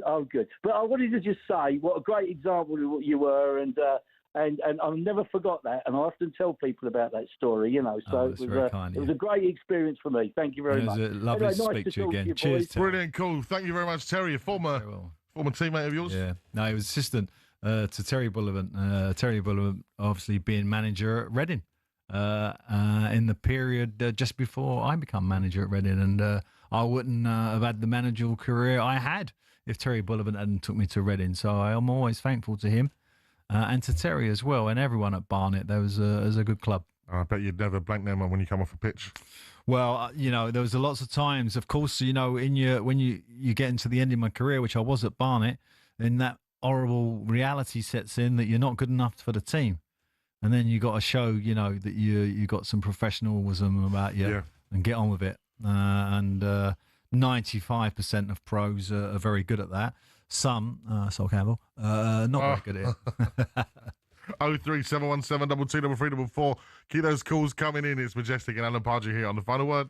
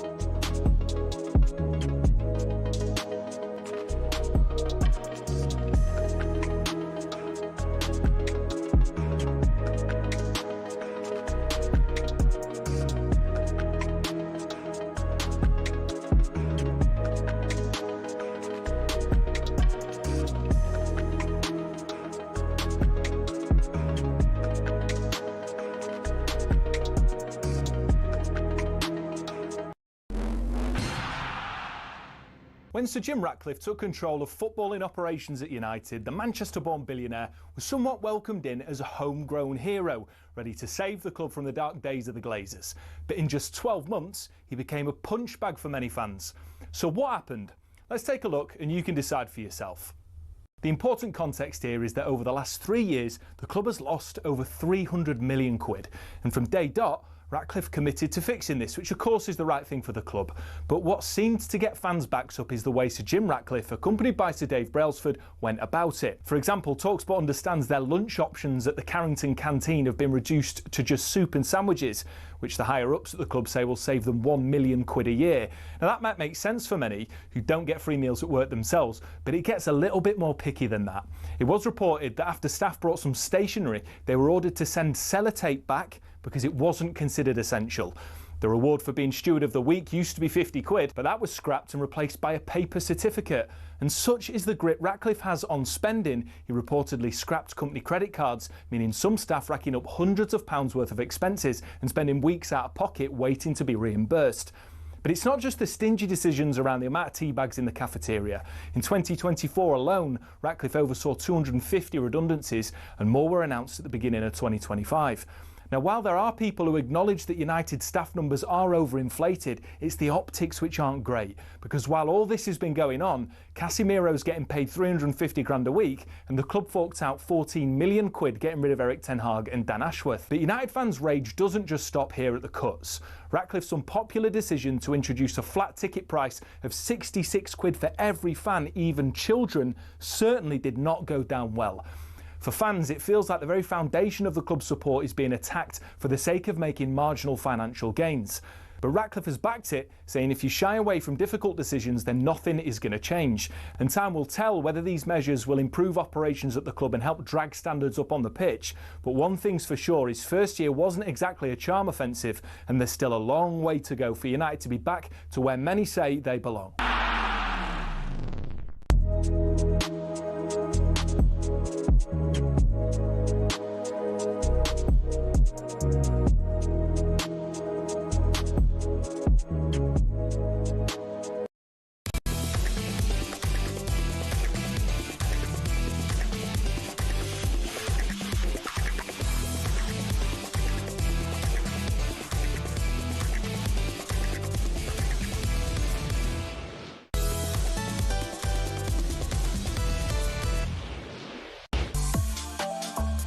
Good evening and welcome to the Final Word phone-in on talkSPORT with me, Majestic, alongside the experienced Premier League manager, Alan Pardew. Soon we'll have an exclusive eyewitness report of what happened to Wolves at Craven Cottage yesterday. Spoiler alert, it was so bad it meant that their boss, Vitor Pereira, was sacked this morning. But right now we are giving you the greatest quiz on radio, Pards. Oh no, it's back. The Mystery Footballer Song Quiz, which today is rebranded again to the Mystery Manager Song.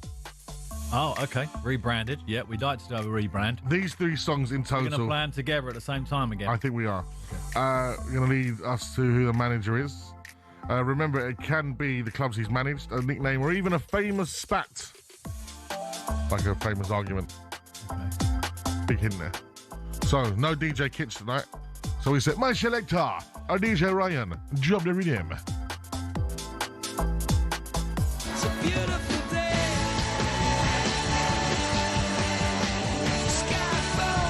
Song 1, U2 with Beautiful Day.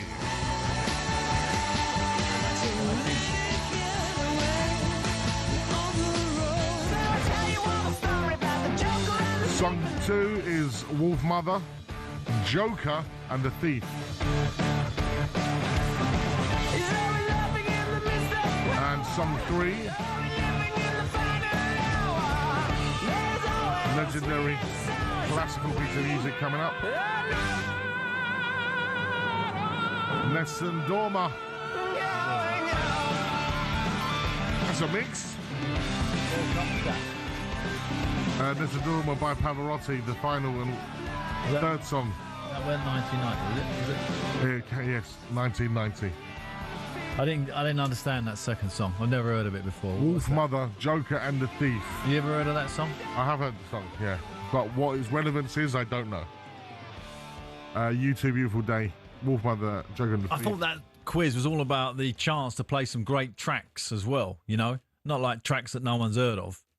I'm not in charge of the tunes tonight. All right, okay. Well, I think you should be from going forward.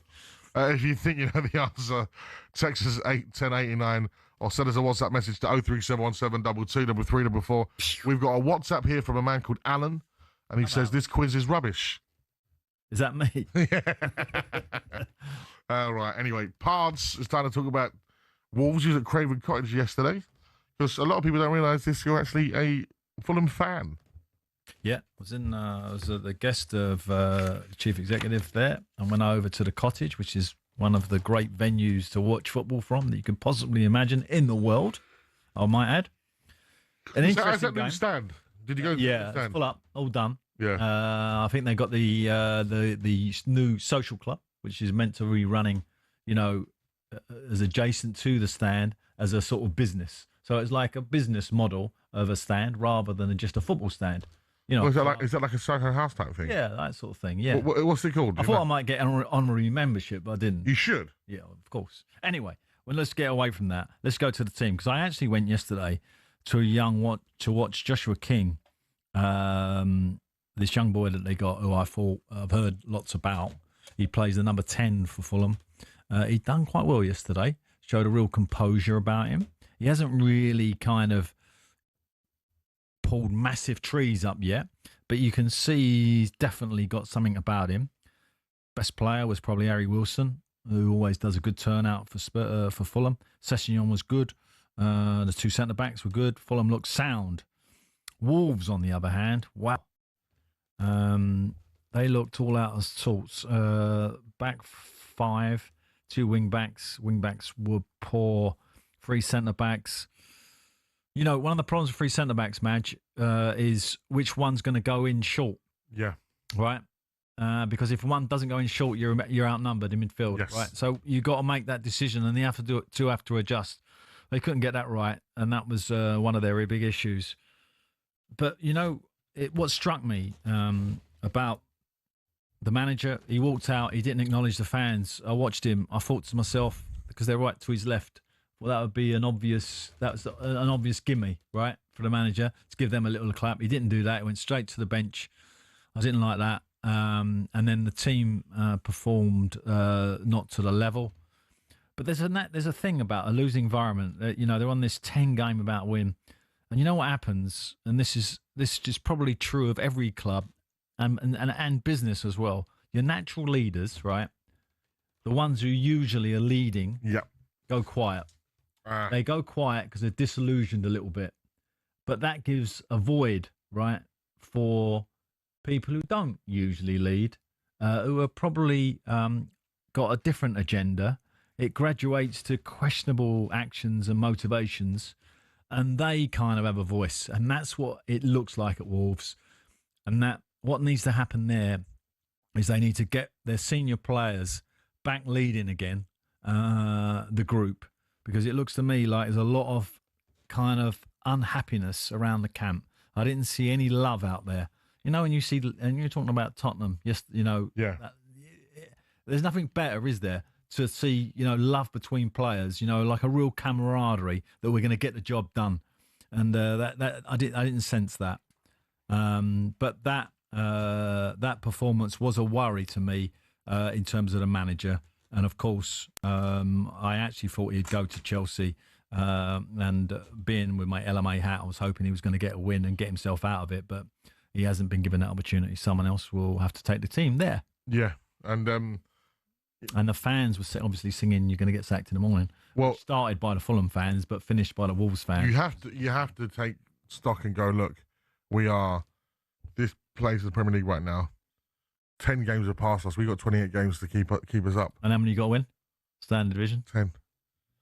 And Sunderland have already. So you got to win a third of your games to stay in the division. Now, Sunderland, may I add, who could go second tomorrow night if they beat Everton. Sunderland have already won 5 games, Paz. I know. Amazing. Leeds and Burnley have both won 3. Yeah, I mean, they're making a great show of it. I do think that, this relegation situation in the Premier League will include those clubs. So it's great that they got a head start on that, because they're going to get sucked into it at some point. It's just the nature of the division and the quality. Sunderland fans would disagree with your parts. Well, I hope I'm wrong. Are you saying that's a Newcastle fan, yeah? No, I'm not. No, I'm just saying that's naturally what happens.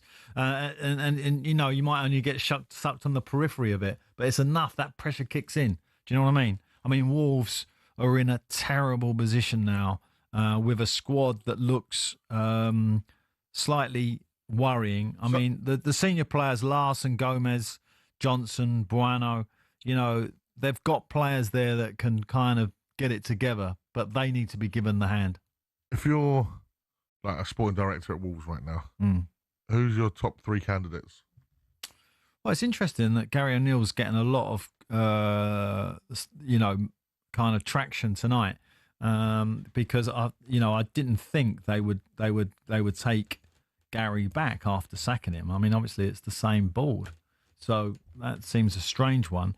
The reason I say that might be strange because if that noise is true, then it sounds like he's the one. Because why would his name be in the frame otherwise? I don't think Rob Edwards would go for Middlesbrough. I think that would be a mistake after his last job at Luton. He needs to re-establish himself, and he's got him going, doesn't he? Big time. Yeah, so that would be a mistake in my part for him to go there. Of other names, I don't know. I look at that group and I think that's a very, very difficult dressing room. You have so many nationalities in that dressing room to bring together. And obviously, whoever goes in there, unless it's Gary O'Neill, who has got history with that group, he will know some of them. And maybe it might well be that the players are kind of saying you should bring Gary back. Yeah, that might be a thing. That definitely could be a thing. Yeah, he got sacked wrongly. We want him back. Yeah. Wolves' next Premier League game is away to Chelsea. It's going to be live on talkSPORT next Saturday evening. Pards, you're on co-coms. Yeah. With, Jim Proudfoot and Vega I am. I'm looking forward to it. Yeah. Chelsea evening game. Nice. Now, because it's Sunday, we want you to send us these in. You know what they are? Voice notes. They are actually the best voice notes in the world because they are the WhatsApps. Send us your WhatsApp, baby. Oh, there you go. Yes, it's time for you to send in your WhatsApp voice notes. Our links tonight. We got the main man back, haven't we? Like the links just... let's have a little bit more flow. CJ Ryan's having a Van der Ven. You know why? We made him MVP, yeah? He's having a Van der Ven tonight. He come in with that Mickey Mouse top on. He did, didn't he? His hair was all over the place. His beard looked scruffy. He didn't set the right example to me. Nobody comes in looking prim and proper, doesn't he? Well, he's a nice looking boy. You know, he usually looks like the part. He looks like a... Shabby. Like a Dave Grohl. He looks shabby and he's been shabby. That's what I would say to my staff. The number is 03717 223344. It's made me laugh, shabby. Who do you want to hear from, Pards, apart from shabby engineers? Well, obviously the championship now is really hotting up. Coventry got beat. Yes. By Wrexham. Phil Parkinson's Wrexham, who had that tough... I watched them live against Cardiff, and it was a tough watch, that game, I thought. But Parky, you know, he's had, what has he had? 3 promotions in 4 years. Ridiculous. But he's still got a chance. I look at that division, Wrexham can still get in there. So a great win for them, but that division is now going to get really hot up. Some big teams in there. So anyone in the championship, shout your team up or shout them down.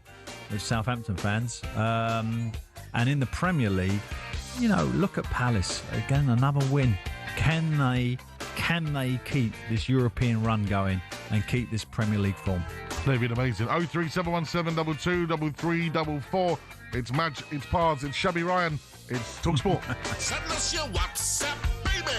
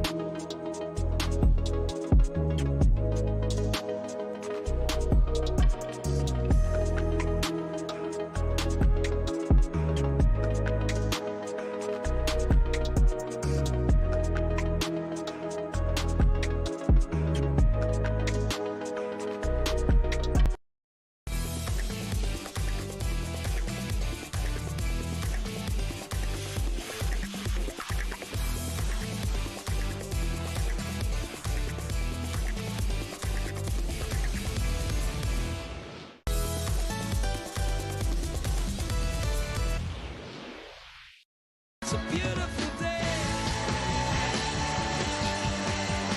Sky falls, you feel like it's a beautiful day. You too, a beautiful day. Our first song from our quiz. Our second song, Wolf Mother, Joker and Thief.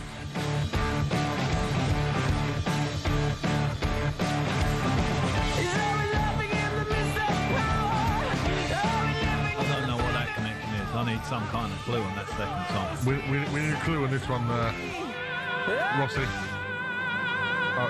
It's a wolf. with pods. Oh, okay. Nice. Yes. And the third song was Nessun Dorma by Pavarotti. 037172233. We're looking for a manager, right? We're looking for a manager. Okay. So you two, beautiful day. There's an Irish connection there. Wolf, as in wolves, perhaps he's managed wolves. And then Nessun Dorma, Pavarotti, of course, 1990 World Cup. Perhaps he captained the side there, is what I've been told. And I've actually done a show with him before. Ah, okay. It's beginning to make sense. Yeah, it's beginning to go. Thank you to Shabby Ryan for getting cracking up with it. Listen, you know when you're in a team, you're digging at the team, you're digging at the players. The manager's had a go at Shabby Ryan. We've got to give our, who's done well. We've got to say Martha, always on point. Look under the TV. There's always Yeah, well, that's the problem sometimes in the dressing room where you have to highlight a few people when they're not doing it, so that everybody else in the dressing room acknowledge that they know they're being shabby or they're not being good enough. So the team need to hear that. Unfortunately, sometimes you miss out on the credits. Yeah. And I would like to go at this point of the proceedings to say, well done, Martha, you're top. She's looking over Ryan going, you're letting me down there. Yeah. You're letting the whole team. She's Premier League and he's definitely League One. No, he'll be back up to scratch. It's only because he's back with us. We've missed him. Yeah, I think he's just out of form, and we're bench him. Kitch has been called up for international duty. 03717223344. It is Sunday evening, and we do like our faves on a Sunday. Should we get Jill on? No. Jill's here to talk Manchester United. How are we, Jill? Good evening, Madge. Good evening, Paz. Right. How are you doing tonight? Jill, what happened to We're Back, Baby? Well, the thing is, can I change it to We're Nearly Back, Baby? We're Nearly Back, Baby. Sounds like a bacon. Yeah, We're Nearly Back, Baby. Because the thing is, I wanted to see a good performance, keep the momentum up, and I'm not sure I got that. No. Well, unfortunately, Jill, you come up against Sean Dyche, is not Nottingham Forest, who were on it a little bit. I thought they played really some great stuff, actually. And it was one of those games, and it happens to the best clubs, best teams, that you got to just dig in. And at least you have to say Man United dug in, didn't they? Yeah. I've got a bit of a concern, though, Paz. I don't know what you think. I've got a bit of a concern over the midfield. Do you think they should have changed it a bit sooner? Get a bit more legs on, Yeah, well, that's all, what is going on with Manu?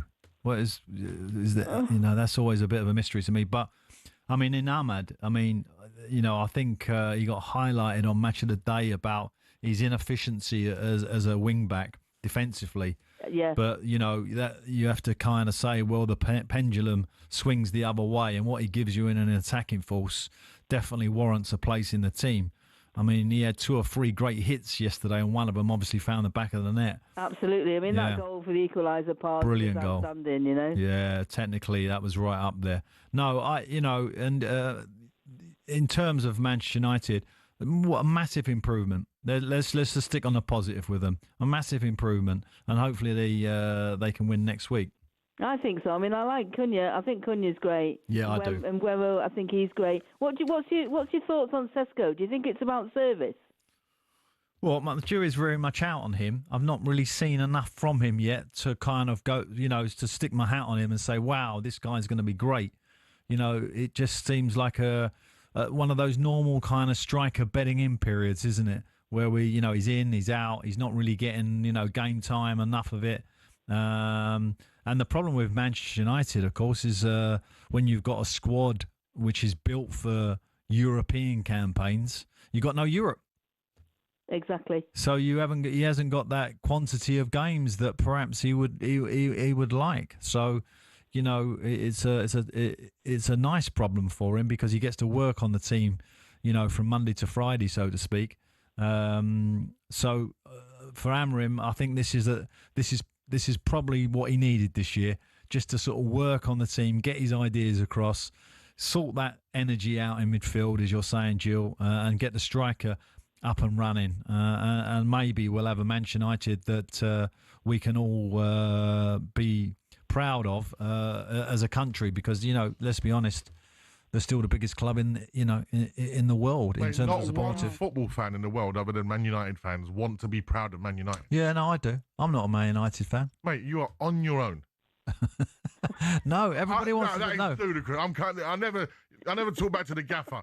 But Van der Ven and Spencer giving me the confidence to yap back at the gaffer. There's not one fan in the world, in England. Jill, do you agree with me? Apart from Man United fans. Apart from Jill. I totally agree with you, Paz. We want Man United. We want a strong Manchester United. Come on, the United. Okay, 03717 22 3344. I want a fan who doesn't support Man United that wish to have a strong Man United for the good of the country. For the good of the Premier League. For the good of the Premier League. I don't care. Let's sell it. We've still got to get the rights, you know. European rights are now more important than the home rights. We get more money. Yeah. So we need a strong Manchester United. It's very important for the Asian market. We've even had callers drop off that I'm they're trying to look so after every concerned. Professional in the country. Yeah. Listen, I need some messages on this. Either 03717 22 3344. Send us a WhatsApp voice note or a message, or call us if you're that incessant with rage that Parts has declared that football fans around the country, around the world, are unified in wishing for a better Manchester United. We want a much more superior Manchester United to be on the Premier League. 03717 22 3344. Don't forget, keep those WhatsApp voice messages coming in. Send us your WhatsApp, baby. He's back at it. There we go. That's how we know him. Teddy's waiting for them right now. So let's keep him nice and busy and make sure that he's staying on the excellent side of the team tonight. But coming up next, we have the final word and all the weekend's actions. Send us your WhatsApp, baby.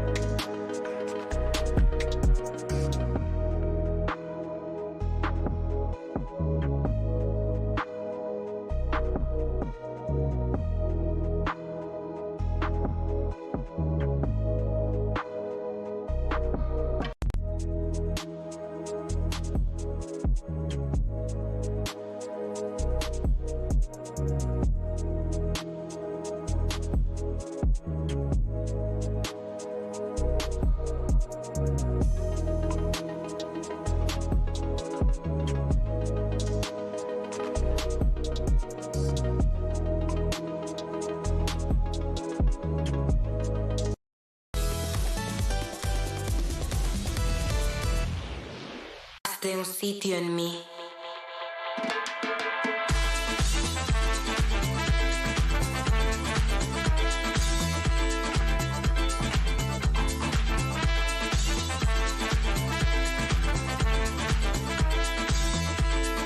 Can you hear this one, Pards? Kid Creole. And the Coconuts. And the Coconuts. What's the song? Annie. And that's your daddy. And this is my version of it. I sampled it. I always like this song. Came out on Tool Room Records. Big shout to Mark Knight. This is your version. It's my version. Big up to Mark Knight. He'll be happy today with West Ham's win. Big Hammer and the boss of Tool Room Records. Big up 90. Whose son is doing really well, actually. I think his son's playing for Palace in England. Oh, wow. Young stuff, like under 15s, 16s. Oh. Doing really well. That sounds all good. Yeah, it is good. It is Majestic. It is Alan Pardew. It is Sunday night with the dream team, including Shabby Ryan. And the Coconuts. And they are coconuts. We've got a tremendous team here on the final word, and long may it continue. Yes, indeed. Let's now turn our attention to the title. The top three is looking very familiar, isn't it, Pards? Well, it is now, because obviously with Manchester City winning today, they've took themselves second, so we've got Arsenal. Well, the score was Manchester City 3, Bournemouth 1. And we have Liverpool in third after their very important victory yesterday. So the victories were as followed: Manchester City 3, Bournemouth 1, Liverpool 2, Aston Villa 0, Burnley 0, Arsenal 2, West Ham 3, Newcastle 1. Because, of course, Pards, you had Newcastle towards the top end of the table. You said they were title contenders a few weeks ago. I did. Unfortunately, they've kind of been on a bit of a bad run and find themselves with 12 points from 10 games, which I wouldn't have expected at the start of the season, even with Isaac going. So a little bit of improvement, particularly away from home for Newcastle. I mean, the division's tight. You've only got to look at it to see it's tight. But certainly at the top now, we're starting to see the three teams now have got a little cushion, and it is tiny cushion, apart from the Arsenal. And I don't think anyone's going to bother them now. I think those three are just going to just sort of stretch away. You don't think anyone else can sort of get a run off altogether? And I don't think Sunderland, no, who could go second in the Premier League if they beat Everton at the Stadium of Light. Yeah, I mean that is a possible, but I'm talking about over the next 5 games. I think that lead will get stretched by those three. I don't think when I look at the big clubs that could possibly challenge them, and if we include Bournemouth and Sunderland in that, Manchester United no, Chelsea probably maybe, Spurs no. Crystal Palace, I don't think so. They've got too much on their plate with the European. Yeah. Brighton, Aston Villa now, probably I don't think so with their campaigns in Europe. So no, I think that's this is how we're going to be set now as we enter into the Christmas period. And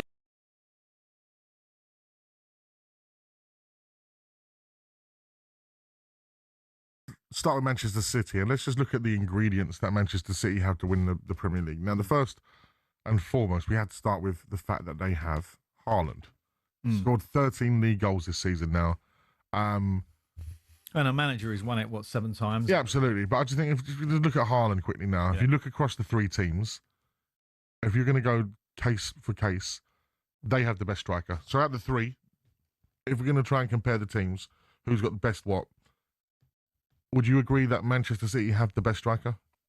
Well, yeah. I mean, obviously that Liverpool bought Isaac, but he's nowhere near up to speed, and I'm not sure this year's going to be his best year. No. So I would say yes. Gyökeres has done a great job for Arsenal, and I like him. I think he might have enough in the locker for them to win the league. Gyökeres from Sweden, but Haaland is on another level. When you look across the team, though, creative flair, back fours, clean sheets. Arsenal were threatening Chelsea's record of goals against. Yeah. Which was 15 under Jose Mourinho back in the day. And, when I looked at that, there's a really interesting thing, because I looked at their back four that I can remember, it being Gallas at right back, who was a centre back, John Terry, Carbonero, and who was the left back? Ferreira. Remember Ferreira? Yes. Who was probably the most important player in Chelsea's team for 3 or 4 years. And then he went back to centre back. So it's almost like 4 centre backs playing. And now you look at Arsenal, Timber, Gabriel, Saliba, Calafiori, 4 centre-backs-ish.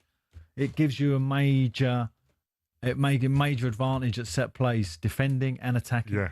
It also gives you a natural tightness. They don't get stretched because they want to play central. And when I look at Manchester City, probably the best season they had Ake, Diaz, Akanji and Walker. All 4 could play centre-back. So the point I'm making is that Arsenal's back 4 at the moment looks very much like a tight, very kind of central group that are very difficult to get through. And that's what it's proven. And throughout, when you talk to managers, and Tony Pulis at Stoke always played with 4 centre-backs. Well, It's always a... Sorry? I like the comparison to Stoke because... No, because the reason I say that is because Tony used to play with 4 genuine centre-backs. Yeah. Obviously, the teams I'm talking about have got some offensive flair in amongst that. Yeah, of course. And Stoke not so much. But it's a go-to for managers when you really are conceding goals. Actually, to put a centre-back in a full-back position, just the one even, makes you a little bit stronger. Yeah, you might concede more crosses a little bit, but you obviously got an extra defender to defend them. Well, like you said, Arsenal have only conceded 3 league goals this season, and they're the first team in Premier League history to score 8 goals from corners in their first 10 games of a season. This is what I mean when you mentioned the Stoke thing, because a lot of people criticise Arsenal for just sort of set-piece specialists. That's why I threw it in there. Yeah. It's nice to, because I think you have to put kind of some sort of silk package on that. Okay, it is set play based a little bit with the long throws and the stop start. I remember Arsene Wenger wouldn't do any kind of set up for a set play. Everything was off the cuff. And, whenever we scouted Arsenal under Arsene Wenger, we could never actually understand the set plays because they were just random. And it was just because he wanted the flow of the game to continue. He just wanted the ball permanently in play. Whereas this Arteta team is a stop-start kind of situation. So it lacks flow at times. The 2 fullbacks are not going to go bombing past the wide players. So they don't gamble too much. So therefore, I wouldn't say it's quite a staid team, but it's definitely got a team that is very structured. And it was interesting that Terry said that, didn't he? Who come on earlier, our caller, said when he went to Arsenal, he's a Spurs fan, he said they look so structured. Yeah. And that's what they do look like. A very, very well-structured team with goals in it because... So out of the 3, I think we all agree that Arsenal's structure and for terms of all of their players knowing what to do and when. Yeah, and squad-wise. Yeah, squad-wise. And the depth of it, yeah. I think Arsenal win that. So, you got Man City with the Haaland with being the best striker, so there's a lot of goals there for them. Yeah. Arsenal being dominant with the squad. I think they've got the best squad. The structure, the manager in place in terms of he knows what to do. Let's talk about Liverpool quickly because they have stopped the rot with their first win in 5 in the Premier League. The King, Mo Salah, scores his 250th goal for Liverpool. We haven't seen Liverpool or him get going. That was a big, big win for them and a big goal for Salah. Last year he was incredible and it started from the off. Yeah. If he gets into gear, then another case for Liverpool have got. Well, I think Liverpool got a case anyway. I mean, obviously, there's 2 or 3 players who have not come to the fore yet, Wirtz in particular and Isaac, who hasn't had enough pre-season and game time to really kind of get himself going. I think, it was very important yesterday that they got the win. And Gravenberch coming back into midfield was a massive blow. The 2 fullbacks he changed, Kirk has come out, and the 2 boys who have played so often last season come in, and it looked so much better, so much solid, Liverpool. And I think when they get on a roll and they get rhythm into their game, which they're not on at the moment, but, they got Real Madrid in the week. You know what it's like at Anfield. When they have a club like that come in, they can raise their game. Their rhythmic style and the way they can just reel off wins would be a threat. So you can't write them off. There's 18 points for Liverpool, 19 for Manchester City now. And, of course, Arsenal with that cushion of 6 points from Manchester City of 25 points. and that they're going to need because Manchester City and Liverpool definitely are going to push them. Like you said, once they pick out that rhythm, I think that's when Liverpool's forward prowess pick up. I just think there's a lack of fluidity there. I was talking about this the other day with Carlton Cole as well. You can't underestimate the sort of mental strength it's taking those players to get past their loss of their teammate and their friend. And then I think... I think Salah was particularly close to, and he seems to have suffered more than most, I would suggest. Yeah, so I think there's so many nuances there, isn't there, really? And I think as, you know... how much, I don't know, the two strikers together, like it's over 200 million, isn't it? Yeah, for the two strikers. And to find, you know, a bit of rhythm with them and, you know, where they are in the team. There's so many dynamics of that training ground. And I think the training ground's changed, you know, from Klopp's kind of like real high energy, intensity kind of training to Slots, which I think would be more methodical. Yeah. And I understand it is. It's a little bit more kind of, you know, it's a different, even though it was almost like a procession last year when they won the league. This year, it's been the opposite. And they're going to have to really fight. If they want to retain the title, they're going to really have to show another side to Liverpool, like to dig in, and that was a good dig-in performance yesterday. So a good start for them for a comeback. I just look at like even the fixture lists with Arsenal right now, and it's a credit to Arsenal. I just don't see where they lose. Like I'm just looking at games. You know, they got Slavia Prague coming. They go to the Stadium of Light on Saturday, the 8th of November, right? 5:30 kickoff. That stadium. Oh yeah. You know yourself. That will be tough. That'll be rocking. Yeah. That's the kind of test. And then they host Spurs at home, which I think... Easy one. I don't want to say it, but I'm not confident going into that. But there is a run I see here of... They've got Bayern Munich in the Champions League. They host Bayern Munich. It's been very difficult. Then they're away at Chelsea. Yep. Then it's Brentford at home and then Villa away. I think, listen, the one thing about the Premier League that there's no easy games. There you is. know that. Come on, Madge, you know that. But I'm saying coming off look at Newcastle Bayern Munich today. Who would have suspected? And no one really. I read all the papers today, and everybody was hammering West Ham. Newcastle going to roll them over. It'd be no problem. But it doesn't happen like that. Hammers were up for the game. They got themselves. I fancied West Ham today. West Ham won. Oh, well, you were the only one. Yeah, because no one else did. Even Tony Cottee was rubbishing them today. You know, obviously one of the legends of West Ham. You know, I just think that you can never underestimate the Premier League. You can't. And Arsenal have already got beat this year, so you know it's there. You've got to have. I like the attitude Bournemouth had at going to Manchester City today. You know, they sort of said like, "We're coming here to have a game with you." They didn't low block and make it very, very difficult and try to counter-attack, which is always an easy route these days. Bournemouth went there and go, we're going to play a high press, put you under pressure, see how you deal with it. Today, Man City dealt with it. Well, next weekend, Manchester City take on Liverpool. It's the 4:30 game, and of course, we will be reacting to that on the Final Word show. That's going to be a massive game. That is a massive game. And that's the kind of game there. Both off of Champions League games in the week as well. Difficult ones as well. Yeah, so, you know, they can't rest anyone. It's going to have to be like, wow, you know, real planning job to get those two teams out. Liverpool hosting Real Madrid. Yeah, it's tough. Yeah, just a little game. Just a little game, and Man City have Borussia Dortmund. Yeah. To go into that game on the Sunday, but this is where we could see Arsenal extend their lead at the top to 9 points, for example, if they go and win against Sunderland, and the result there is like a draw or a loss for Man City. This is what the Arsenal have got to do. I mean, you know, you bump into Arsenal. Obviously, I live in London, so I bump into Arsenal fans all the time. Alan, are we going to win it? Are we going to win it? I don't think, you know, this and that. And they're still kind of in that, they just can't quite believe they've got themselves in this position. After about 3 or 4 games win the league of this year, everyone's saying, oh, Arsenal ain't going to do it again. And now, of course, there's that jeopardy of finding themselves in a nice cushion. I personally feel, and I've said this all along, because of the striker situation, the boy they got in, I think he's good enough to do the job.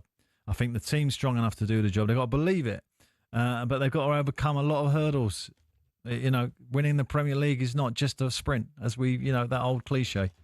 Quickly, Pards, while we have you, is the Alan Pardew derby, West Ham against Newcastle. West Ham 3, Newcastle 1. What did you make of that? A massive, massive win for West Ham, a much-needed win. Yeah. And the manager put faith in a young player in Potts, and he delivered for him in no uncertain terms. You know, it's not often you put a young player in and they come out with the man of the match trophy. But it, you know, Bowen, you know, what I was talking to you about, you know, when you're up against it, you've got to look for your natural leaders to kind of deliver. And all the senior players today did really well for West Ham, led by Bowen in particular. You know, that was enough to get them across a really good Newcastle side. And Newcastle had to make subs at half-time just to kind of address the situation that was going on. They were that off the pace. Yeah, Great win for them. Great win for them, and of course for Freddie Potts. So what an unbelievable Premier League full debut.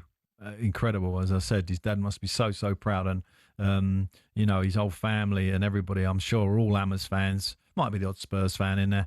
Don't say that, Pardew, it'll be unpopular. No, but great, well done, brilliant job.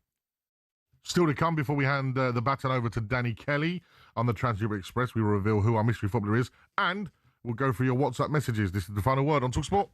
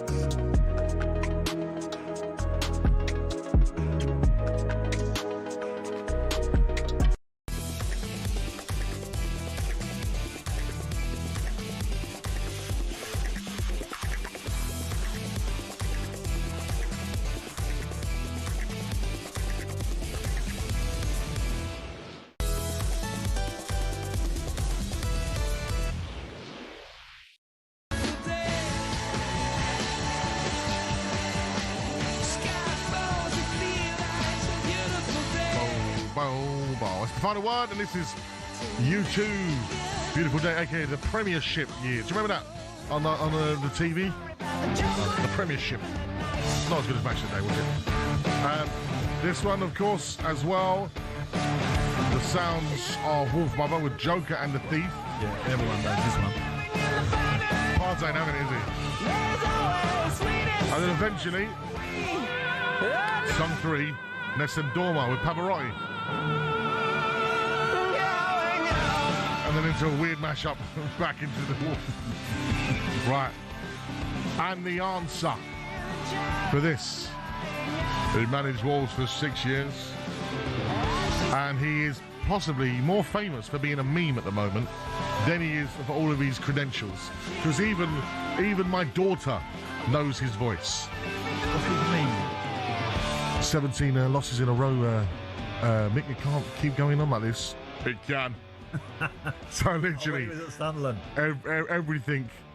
Everyone's like, you know, when you go out for 9 beers with the boys and the missus texts you and says, surely you're coming home, we can't keep going on like this. It can. He's world famous for that. Do you know what? He's got a couple of meme moments. He's got that one where he blows a kiss to the camera.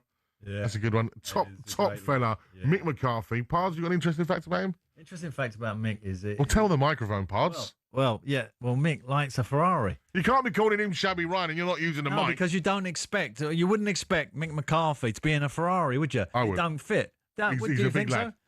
Yeah, but you know, from the street, you know, and you know, down south and all that. He's gone in there. Listen, Gets out and give us a coffee. I've got a couple of quid.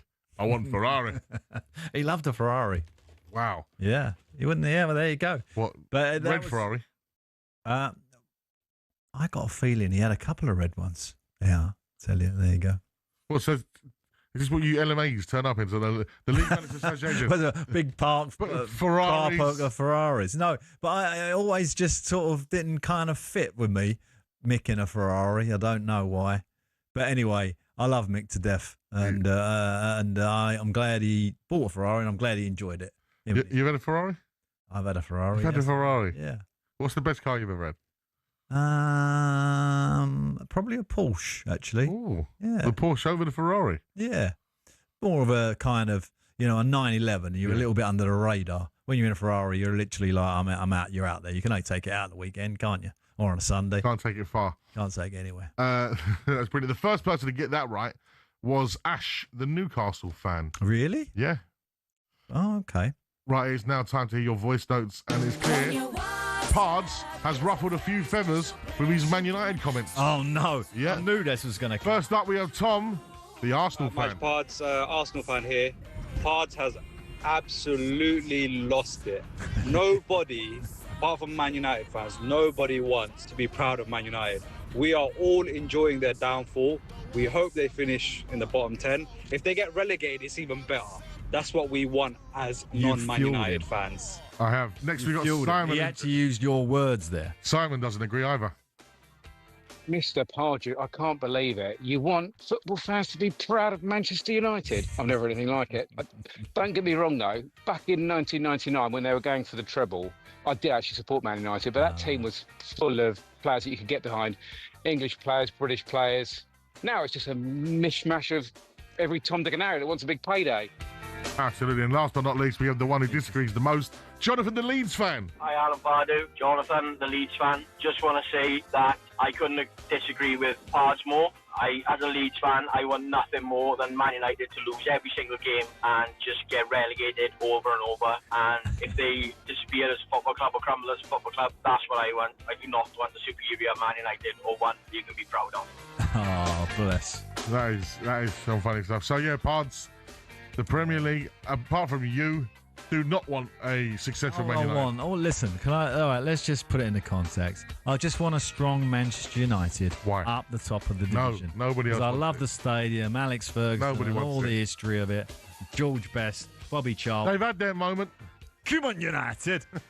And that's Alan And I'll go into Manchester this week. There you go, that's why.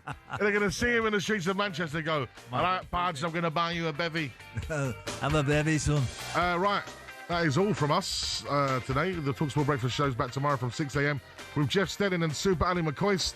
And they will be joined in the studio by three-time Premier League winner Joe Cole. And tomorrow night... By the way, I watched Joe Cole's goal for England in that World Cup. Unreal. It's better than I actually remember. Yeah. It is. That's it.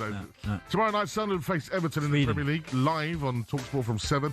And after the bombshell revelations, Mary Earps will join Leanne Sanderson on talkSPORT's Women's Football Show. They'll chat about what really went down before the Euros, Mary's decision to retire, and what her relationship with Hannah Hampton is like now. That's the Women's Football Show on talkSPORT 2 from 7 p.m. The Final Word returns next Sunday with the All-Star cast, and our player of the match today, of course, is Martha, and a big sub for Shabby Ryan. The Final Word returns next Sunday. Right here on talkSPORT next is the latest from the continent, as Danny Kelly's here with Chanjuri Express from Magic Pods. Good night.